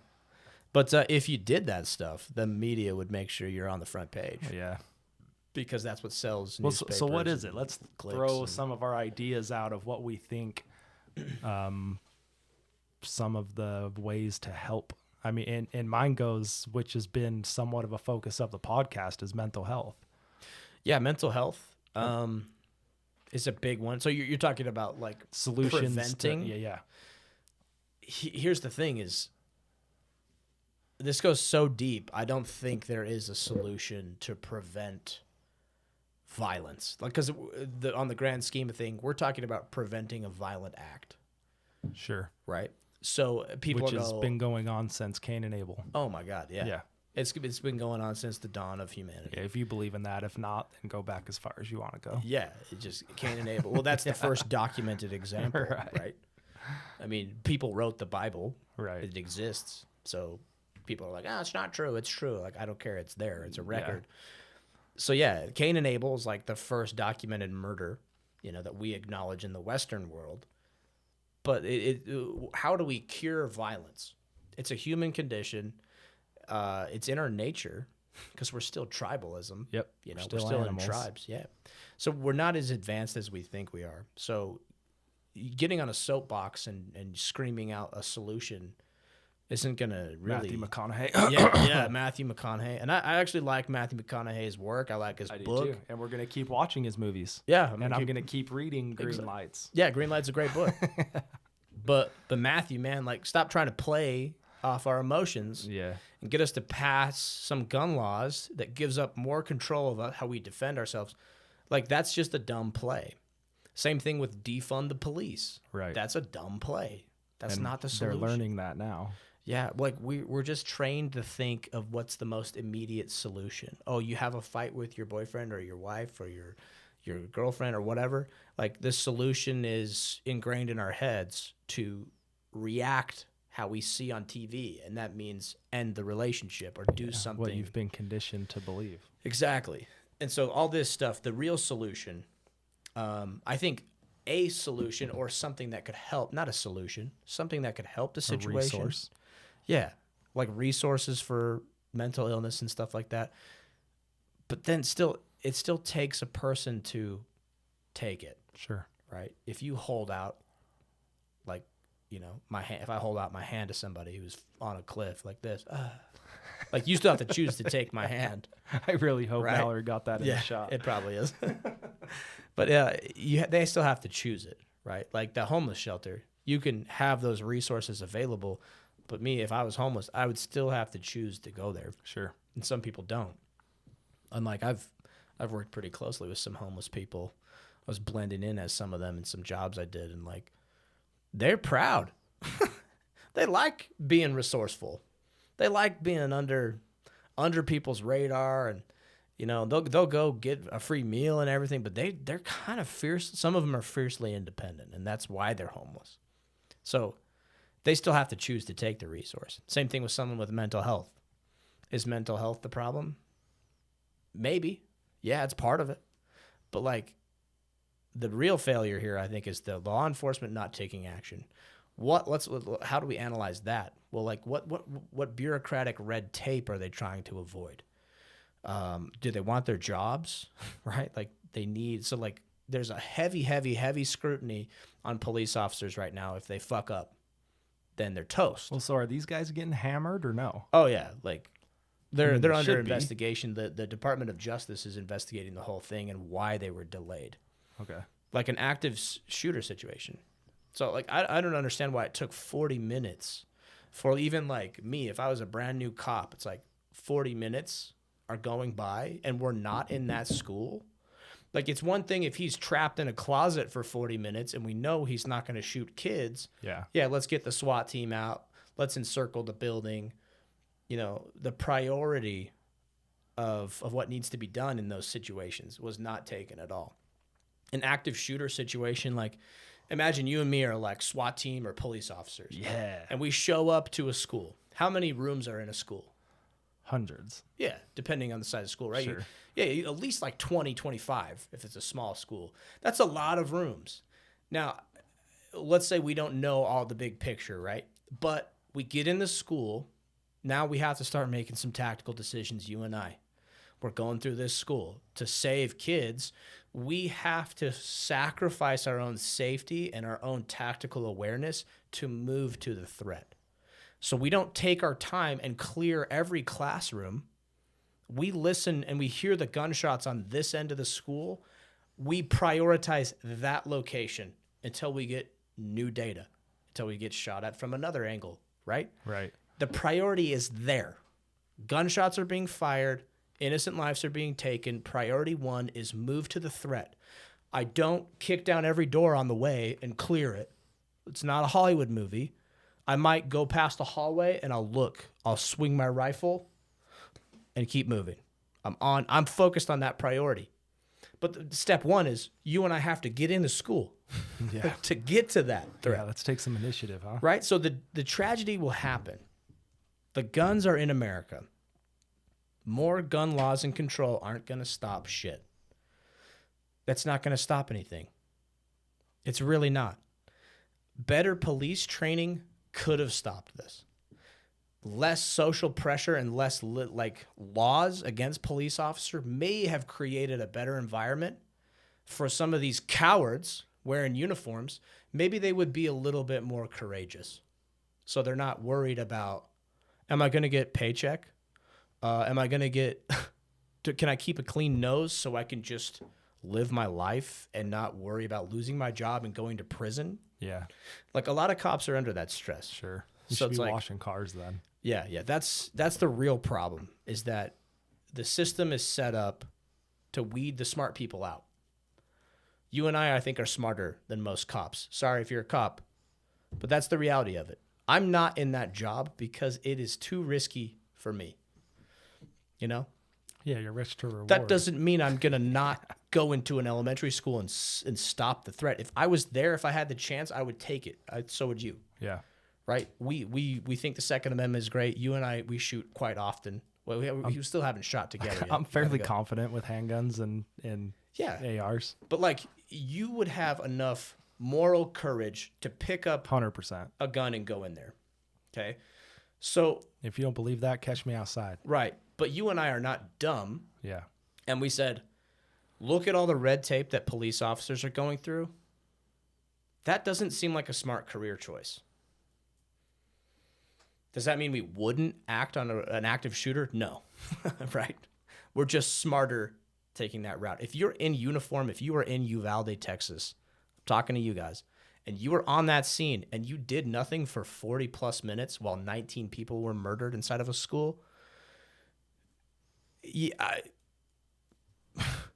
I don't know what else to say without getting real violent with my words. Yeah, but that I'd love to hear what you think. So drop a comment. Oh man, I think they should be. I think they should be tortured, maimed, like whatever. That's like a complete and utter failure of duty. If a military guy did that, if you abandoned your post or you failed to act like that, like under the UCMJ, a private who falls asleep at his post and someone murders 19 of his homies, like that guy gets put to death. Yeah. Right? Like where's the how do we keep these officers accountable? So that's why I hope this DOJ, this Department of Justice investigation, like I just hope they fillet him in every way, shape, and form. So you think that's the answer though, is all these guys get thrown in prison with death sentence? No, I don't. That's what I emotionally want. Sure. Right? Well, that's why I'm bringing you. I don't know the solution. I've already stated my solution. I think it's better training. Yeah. Better pay, better training, better laws that protect police officers. Right. Better laws that enable more guns. I think that's what it goes back to, man, is cops have been so scrutinized the last 2 years. Last 2 years. And I think they're all, I shouldn't say they're all. I think there are some police officers that are terrified to have to do their job. Yeah, but I don't know, dude. With all that said, you have an active shooter in an elementary school. I don't know.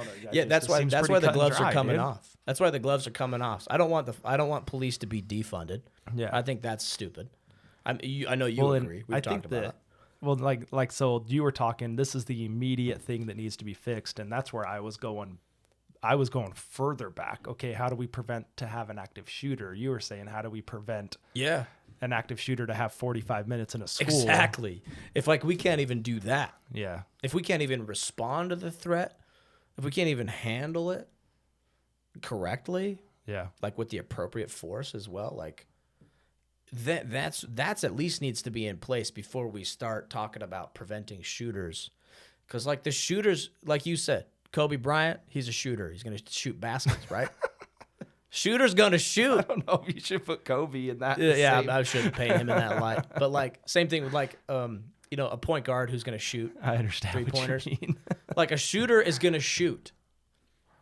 A violent person is going to commit violent things. Yeah. A serial killer is going to kill. Why are we surprised that this is happening? What we should be even more enraged about is our response to it. How can we not handle this shit? Like what's going on with this police department?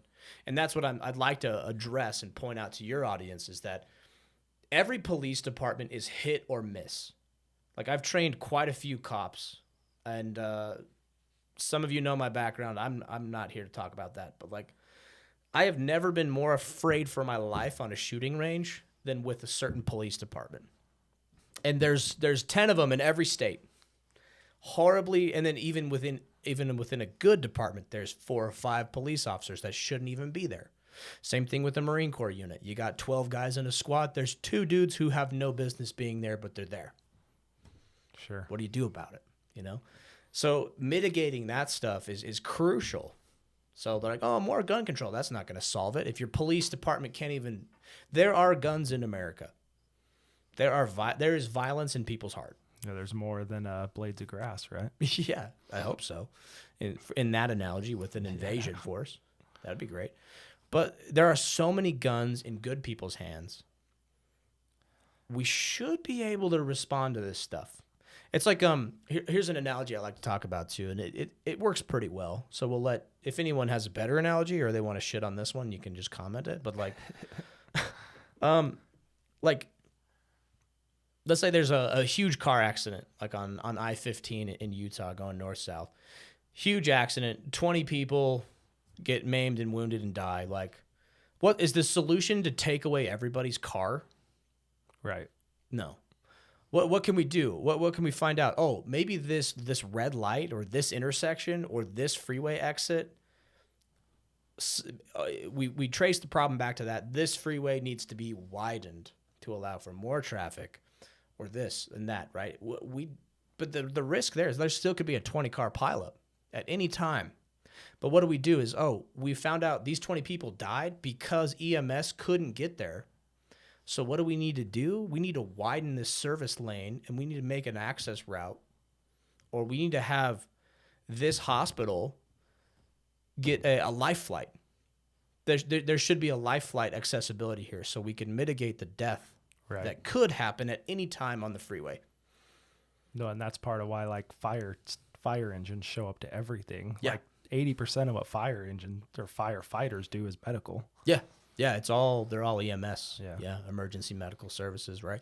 And then fires too. They're really good at putting those out. Sure, but I mean, I think if you talk to at least most I've talked to, they're all like, no, dude, they're all basically paramedics. Medics that can put out fires. Exactly, they're medics first, almost. You're right, because that's more likely to happen is injuries That's of my any type. point. Yes, Right. And so when car accidents happen, right? Also, there's not a lot of like ill intent when someone gets in a car accident, so it's a little bit different. That's why the analogy doesn't work perfectly, because like no one gets in their car and says, I'm gonna some people do. Sure. I guess you could. So there could be some violence behind it, but usually it's an accident. Yeah, I mean, tie it's that analogy to that. I think it's fine because for every active shooter, how many tens of thousands, tens of millions of people are not active shooters? Yeah. So that one person that does want to go cause a car accident, how many people don't? Exactly. So exactly. I guess you're still okay on that. Yeah. So there's a lot of like death involved with cars, and nobody says, let's take away everybody's right to have a car. Yeah. Or let's make it harder to get a car. Yeah, there's drunk drivers. We should take away everyone's car. Exactly. Right. These people that want to cause harm to themselves or others, like, let's take away everybody's car. That's the solution. Let's impose more laws where people buy less cars. Right. So, like, how many cars are in America right now? Like billions, right? Sure. Like, I don't even know. Like, on the roads today, there are so many I cars. have 6 street legal vehicles myself. Yes. Yeah. So, like, there's a lot of cars. So if we make laws about cars and make it really, really hard for people, just everyday people, to get a car, what does that do for all the cars that are already out there? It doesn't do shit. They're still driving on the road every day. They're still texting and driving. People still getting drunk getting drunk and getting behind the wheel. It doesn't solve anything to make it harder to get a car. Yeah. I mean, that's why there's a term called law abiding. Yeah, law abiding. I mean, if you're a law abiding, a law abiding citizen that owns a firearm, Yeah. you're probably a very low threat. Oh, very low. Yeah. Well, Right. you're a threat to a government. Yeah. An invading force, like, right? As being an active shooter. Yes, exactly. You're Like not going to snap. This is a popular thing that gets said too, but it's like, if the law-abiding citizens were the problem, the people that own most of the guns and ammo, you would know that we're a problem. Yeah. Like there would be more. We'd be in a state of war. Oh yeah, It'd be anarchy. Yeah, exactly. I mean, it'd be the purge, right? Yeah, Every day. It would be the purge. Everybody's just like it's be like feudalism, right? Yeah. It's like whoever has the most swords and the sharpest swords and the most armor and the most knights usually is the strongest in the land, right? Well, I was just gonna wrap it up. Unless you got anything else you want to hit on that. I guess to kind of wrap up my thought is like, the reason I'm not pulling my punches with cops anymore is because I've seen your incompetence, and if you're an incompetent cop, you know you're an incompetent cop. If you're not, if you're actually competent at your job, you also know that because you're just as frustrated, and you probably share the same sentiments as me. Now, we don't know all the pieces of the Uvalde shooting, but like, good God, it's an active shooter in an elementary school. Absolutely unacceptable. Yeah. I mean, we reserve our rights to change our mind if there's new information provided. Exactly. Right. And I don't know the tactical call, but like, that is not the tactical call. Yeah. I don't know all the details, but like, from what I know, that's absolutely wrong. So for those of you slapping out these quick copy paste, like political ideals that have been around for years about the solutions, look at the bigger picture. And I don't want to dive into anything else because I'll just get heated. We won't get on. Well, I think what I think I would take from that is like life's precious, man. Like we take so many things for granted, and I mean, without getting too sentimental or emotional, it's like, you know, if you've got kids that are going to daycare or kids that are going to school or whatever, or parents or siblings or whatever, like you never know when it's going to be your last time with them. So I kind of want to wrap it back to that a little bit, is just touch on that, is like, appreciate what you have. Yeah. You know, and maybe we could tie it into a little bit of like, it shouldn't be the police officer's responsibility for you to be safe all the time. Now in an elementary school, different story. Yeah. But I just want to go. I mean, things happen. I mean, car accidents happen. You know, different accidents happen all day, every day. And I think that what I would pull from that, with having, you know, a young son of my own, and one day, I don't know if I can help it, I probably will, but one day he'll probably be in some type of public school system, even though I'm pretty set on homeschooling him right now. My mind may change.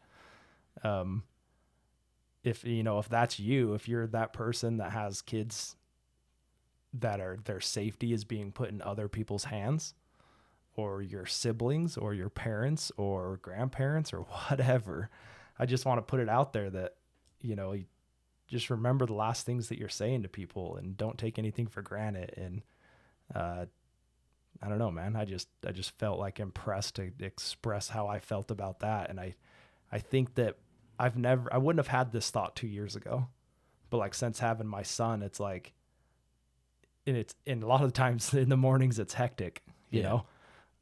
Amanda's getting ready, I'm getting ready, we're trying to get Will up and ready and getting him dressed, and he's crying, and I'm trying to shower, Amanda's putting on makeup, you know, or whatever, you know. And it's just like these things flying left to right and left to right. Like today I'm driving to Salt Lake, so I switched trucks with Amanda. So she's driving the big Weapon X truck, and I've got her little Colorado. Yeah. So then I had to. Well, that's why I didn't hear you pull up. Yeah.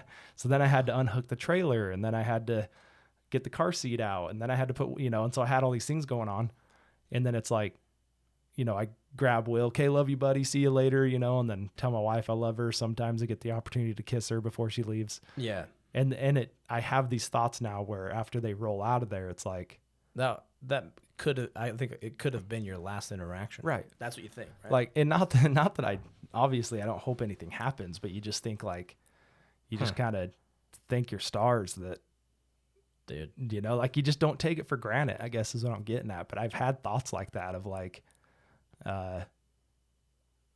you just can't explain like the feelings I have for my wife and my son. I can't put them in words. Yeah. You know? And I think you know very well from your past experiences with loved ones that like life is very fragile. Sure. And it can happen. Yeah. Stuff happens. Shit happens. Like you don't need to go to a combat zone to like understand like death. Right. It happens because everything dies. We all die eventually, and sometimes it's tragic and sometimes it's not. And like, yeah, Rafiki tells us that. He's a circle of life. Circle of life. Speaking of circle of life, let's jump into a little more upbeat stuff, and then we'll wrap this up. So last week, bear hunt. Oh yeah, let's talk about that. Dude. Speaking of circle of life, hunting. The funnest thing I have ever, I'm not saying like shooting a bear was the funnest thing I've ever done. The experience of the entire week, funnest thing I've ever done in my whole life. And I think it's important to note too, if people aren't familiar with hunting does more for animal preservation than almost anything else. I mean, if you want to have that conversation or that debate, DM me. I would love to have that DM debate me. with you. I want to see it. Yeah, I mean, there's a Steve Ranella, Meat Eater. He does the show called Meat Eater. Oh yeah. He's got a couple talks and quotes, and he just released a book, and he's done like I think it's kind of like a bookstore kind of setting of people will come in and ask him questions. Oh, cool. And he had like a vegan kind of hitting him with questions, and I just saw it the other day and I saved it. But anyway, we can have that conversation down the road. That's not what I'm getting at. The experience, I've never been on a guided hunt. I've never done that. Yeah. My best friend was with me, so that was fun. We're never going to get Justin Watts on this podcast. I don't think we ever will. But Justin, we love you, man. And so, Eddie, without a doubt, he's probably, I mean, my mom and my mother-in-law, my wife, I mean, there's a handful of people that listen to this, but people that aren't related to me, I know Justin watches every episode. He's the true homie. Yeah, and so I've got a lot of best friends. I interact with Justin pretty much every day. Oh, that's cool. And so anyway, so he was with us. And then I mentioned Ryan Knapp earlier. Yeah. So we went up with him, and so he kind of set the whole thing up and knew the group that was guiding us. And the funny thing about that is I had one dinner where I ended up sitting next to him at a networking dinner, and then like Jefferson Rogers was there. Sure. I don't think Brandon Neal was there. Anyway, half the people that we talk about back and forth were there. Yeah. And I just happened to sit next to Ryan, didn't know him, met him there, talked about hunting. He talked about this bear camp that he goes to every year. We went up, spent the week. Everything's taken care of. You know, you pay your feed, you get there, and then everything else is taken care of. Yeah. So they buy tags, they buy food, 3 meals a day. I mean, you're sleeping in like a pretty nice tent, right? Like cool. It's a big, it's got like plywood floors. It's got a stove in there to like heat it at night. But I mean, you're still out in the woods, you know, like there's spiders and stuff everywhere. Like in our blind, one of the days I had a mouse walking around me the whole time. I've got like pictures of him. He's just running around my feet and trying to get in my bag and everything. Yeah. But just the experience of it. I don't do a lot of things. I pretty much work. Yeah. Like we've talked about people with addictions on here before. I definitely have an addiction called work. Yeah. And to get away and to go do something like that, I'm pretty sure I'm going to do it every year. I guess that'll tell you how much I enjoyed it. We're already planning next year, so we're kind of starting to put it together what we're going to do next year because we learned a lot, Justin and I, going out for our first time.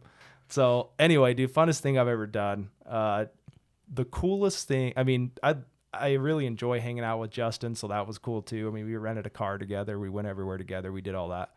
I harvested 2 bears. One of them was 6'8" and some odd inches. So dang. I like to call it like a basketball roster. So he was 6'9", right? Yeah. You round him up. My other one was quite a bit smaller. Oh, that's when you were. Yeah. I've got a picture of me right next to it, and then I have a picture of me 15 feet behind it, and it makes it look massive, right, when I'm way behind it. Maybe we'll put them in the podcast. Yeah, we'll post it up somewhere so you guys can see them. But yeah, so basically what it was is we're on baits. They're trying to control the amount of black bears, so they're trying to bring the population down. That's why we're allowed to do this. Different story for a different day if you want to talk about that. And then we were on ground blinds. So we were just on the ground with them. Yeah. And you would hear them like walking through the trees. Yeah. And I've got some videos there. One of them walked right behind. I had 2 cubs come right up behind me, and they were within like 6-7 feet of me.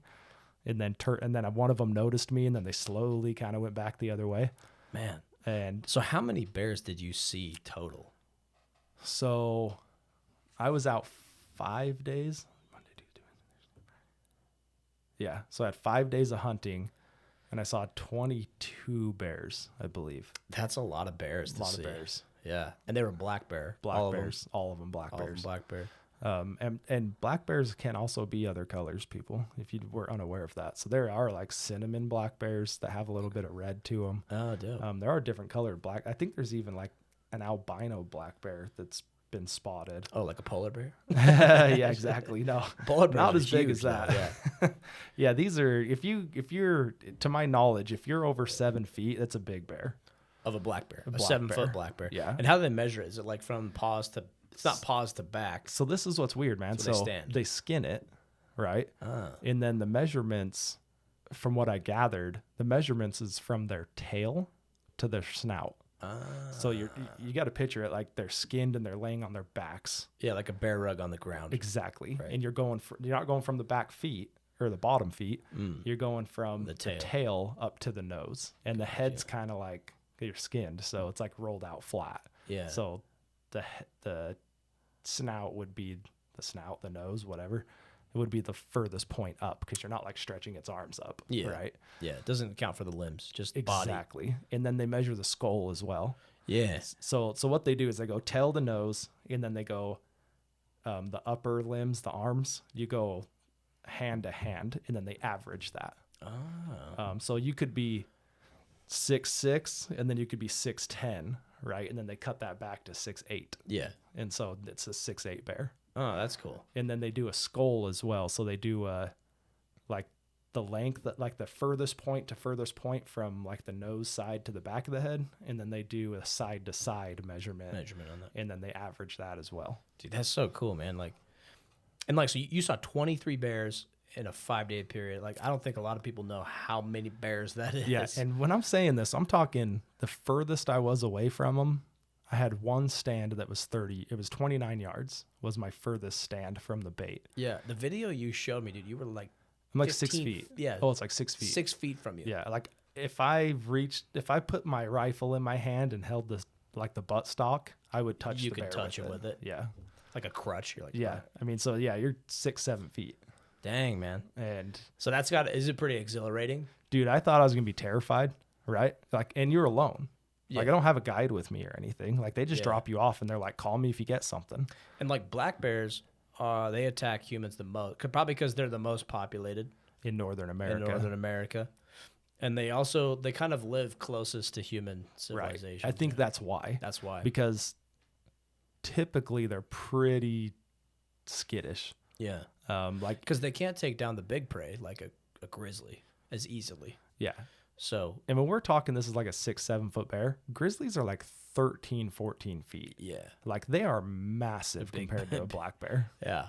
I've always wanted to go to Alaska and like watch them just snatch fish out of the rivers. Well, and they obviously are smaller. Like, they grow to that. They don't just come out of the womb at 13 feet. Oh, but, yeah. you know, so there are smaller That'd be a grizzlies as well. huge bear. But a big grizzly, and I could be wrong. It's like Brandon Neal or, Brandon Armstrong, one of you guys that have probably hunted them, correct me, because I know Brandon Neal has a grizzly. Does he? Yeah, He I does. think he does. Behind him on his desk, he does. He's got it that's mounted, right. yeah. That's right. Anyway, so we did some fishing. There's a big lake there. There's rivers there. We did some fishing. So our last day, and I want to touch on this too. It was a cool experience for me as well because I got to see, and Ryan's very humble. Like, I don't want to say he's like soft spoken because that's not the right way to say it, but he's very humble about how he interacts with you. So he was there with his 16-year-old son. And this is why he does these things. This is why he does these hunts, is with his kids. So he's chasing experiences. Yeah, he wants the memories. He wants That's awesome. and his son's been hunting bear since he was, I think, 10 or maybe 12. Dang. And so they've done this like 6 consecutive years. And his daughter, so he has an adopted daughter from Ethiopia, and then he has a daughter and a son that are blood. We need him on here, man. If you I can know, get him. dude. I already called him, dude. He said he didn't have a story, but I'm gonna sit here and tell a half-hour story about him. So, so it was cool for me to watch. It was extremely important for him, for his son to have the experience. So his son actually had the tags. So his son took 2 bears. That's cool. And he was just there. He was just there to help and record it. And his son had an experience where they were on a huge bear. So they did spot and stalk, so it wasn't baited. So they drove around. When they saw one out of the truck, they would jump out and then go stalk it. Yeah. And so, Which is very hard to do yeah. And so, with any animal. they had a big bear, They had got out of the truck. They were set up on it. They had the guide with them the whole time, right? And they were arranging him. They were setting it all up for the shot. And he looks down, and they're like, "Hey, dude, get ready. Like, it's gonna act like this. It's gonna pick its head up. It's gonna do this. Then take the shot." And the whole time they're in like binoculars, right? Yeah. Just looking. And then they're like, "Okay, now take it." And then he looks down at his son, and he's not even like gun up, looking through the scope, like not even ready to take the shot, right? Yeah. And then the bear spooked and ran off. And so they missed like this giant. Yeah. And then the next day he harvested, and then they waited all the way to the last day. So I had already tagged out, and Justin had tagged out. And so Justin went with the other group and went fishing for the last day. And then I went with Ryan and his kid on the spot and stock. Ooh. And so I was rolling with them, and we see the first bear we all jump out. By the time we got up to it, it had spooked. It was gone. Then we ended up seeing, we're on the highway going to another road, and we're on the paved highway, and there's like, I don't know how big this thing was, 300 pounds. I mean, I don't know. I wouldn't even know what I'd guess. Massive black bear just walking down the middle of the highway. And I'm like, we pull over, and he was on the wrong side of the highway. So if he was on the left, if he was on the right side of the highway, we could go after him, but because he's on the left, can't do anything. Oh, really? Right? Because it like wasn't in our zone, or our hunting zone. Oh, okay. So the line was down the middle. The highway split the zone. And so a car ended up pulling up and stopping in the middle of the road, and I don't know what they were doing to interact with the bear, but the bear took off. And so we kept driving. Well, I told the little story about not being ready to shoot the bear, so it was a different bear that they had saw. The first bear ever they had saw, they passed on it. And then the second bear was the one he wasn't ready to shoot. Okay. And then, so this is the last day we're driving down that same road that they went day one. And he says, "Hey man, this is that turn that we came around where that bear was last time that we passed on." Yeah. And he was at the top of this hill. So as we come around this corner and we get to the top of that hill, be ready in case he's up here still. Because they're kind of territorial, so they'll kind of stay in the same area unless they're forced out. Yeah. So right as we come around this turn, bear's walking down the middle of the dirt road. No kidding. And so we like jam brakes, pull off the shoulder, and it was cool too because the guide was like, the main guide was like the dad. Yeah. And then the two sons guided us, and the dad helped. And then like the daughter-in-laws were the ones at camp, like cooking and taking care of everything at camp. So it was like a family gig. It was cool. And then, so anyway, so we all jump out. First thing Ryan does is like not rush his kid or hammer his kid. He pulls out his cell phone and starts recording, and for me, it was like my dad would have been right in my ear chirping at me. Yeah, do this, do that. Yeah. Trying to control everything. Same as my dad. And so it's cool. He jumps out, video camera, and he stays like 10 feet behind the guide and his son. They get up in the bushes. They set up the shot. Bear comes down. They take the shot.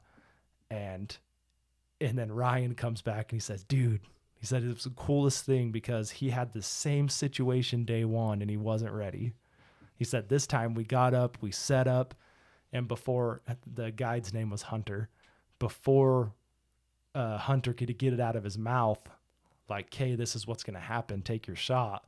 He says, "All right, now get ready." Boom. And he pulls the trigger and drops the bear. And so it was like, he was on scope. He was, looking through crosshairs, ready to pull the trigger before the shot even presented itself. So when the guide told him, "Katie, this is what's going to happen," he was already ready. And so it was like lesson learned, right? 4 days. That's so awesome. And he's got the whole thing on video. It's super cool. But for me, again, I'm very self-conscious of having a kid and going through those experiences. Well, that ties into your confidence talk, where like his confidence from like day one to that probably Good point. Went through the roof. Yeah. Just learning, picking up. Yeah, and then he takes that one down, and we go up to it, and we just kind of staged it right there and took a couple pictures with it and then threw it in the truck. And it ended up being the biggest one. Yeah. And they were like, "Why did we pass on this day one?" Yeah. And I'm like, "Well, it's because you guys had to go through this to learn this lesson." Yeah. Yeah. Yeah. So that bear ended up being 7.3, 7.4. I think it was 7.3 3/4 or something. Yeah. And then it was 303 pounds. Dang. And so it was a big That's a bear. big black bear. Yeah. Dang. So, dude, yeah, funnest thing I've ever done. So I guess the two things I'd take from that is I was nervous to go to those dinners. I didn't think I should be in the same room as these people. But for putting yourself out there and putting yourself in uncomfortable situations, you know, you learn from it and gain from it. And then number two, going on that trip is 100% out of my comfort zone. Yeah. And not something I would do because I don't really do anything, right? Except work, right? Yeah. And so having the opportunity, and I kept thinking, Ryan, dude, seriously, man, like, you don't understand what this means. Like, this is so fun for me. You had no reason to invite me. And he's always like, yeah, dude, glad you're having a good time. Yeah. And I'm like, no, dude, I don't think you understand, you know? And so, yeah, dude, had a blast. Took 2 bears. They're at the taxidermist right now. Yeah. I've got 2 hides, 2 skulls. That's awesome, man. And I can't decide. I might rug the big one.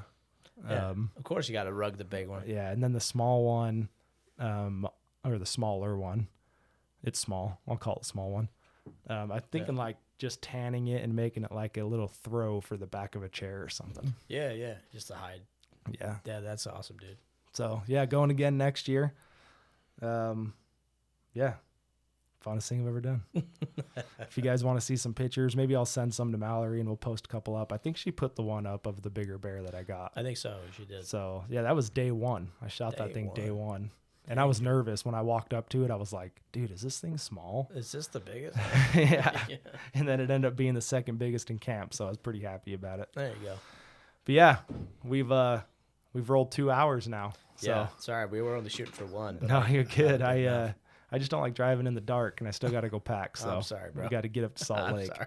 No, you're good. You're good. I had a good time. I think we covered a lot of stuff, and we had no structure, so I thought it went all right. I know. That's kind of our theme, is just no structure. Yeah. But, yeah, thanks for having me on again. For sure. As a guest, dude. Thanks for being here. Yeah, of course. Thanks for being available at 3 o'clock in the afternoon on a Wednesday. Yeah, hopefully it does well. So. All right, guys.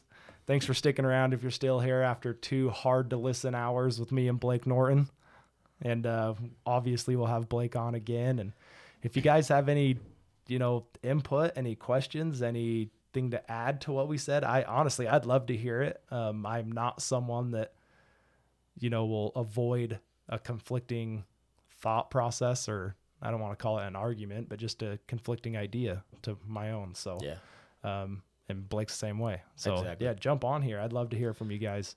Yeah, I said some pretty heated stuff too. Yeah, cops. So yeah, bring it on. If you're a cop, let's hear it. Let's hear arguments, whatever. Yeah, if you're a cop, better yet, if you're a cop and you're local or you're in Texas or wherever you're at, hit us up. Let's get you in here. Let's get you on the mic. Let's see how you feel about these things. Yeah, coming up on a year, we might do something cool. I haven't really talked to you guys about anything yet, but maybe we'll. I thought maybe bringing on a couple people, or maybe bringing on Tyler Campbell again, who was our first guest. Oh, yeah. And I know he's going on to some new things right now. Another jarhead. That might be a cool thing to check in with him, but we'll figure something out. All right. If you're still here, rate us, share us, all of that fun stuff. We're doing a safe sell Father's Day. So this is going to run the Saturday before Father's Day. No, Father's Day is like the 19th. When is Father's Day? I know our sale's the 15th to the 18th. Father's Day is the 19th. So if you want to get a safe for your dad, we have a huge Browning sale going on, 15th to the 18th, Southern Utah Safe and Vault. Where you're getting up to $600 off on some of the safes. Some of the safes, we are doing the numbers today. It's like 20% off. So between us and the rebate with Browning, we should have some killer deals on Brownings. That's awesome. So if you're looking for a safe, you want to get your dad a safe, you want to lock up your guns so there's no active shooter situations in our neighborhoods, that would be great. Guns not falling in the wrong hands, make sure they're locked up safe. We have a bunch of ads that are going out about that. I really believe in that. Anything else we can do with you with safes, let us know, and we'd love to help you out. And we'll see you guys next week. Bye.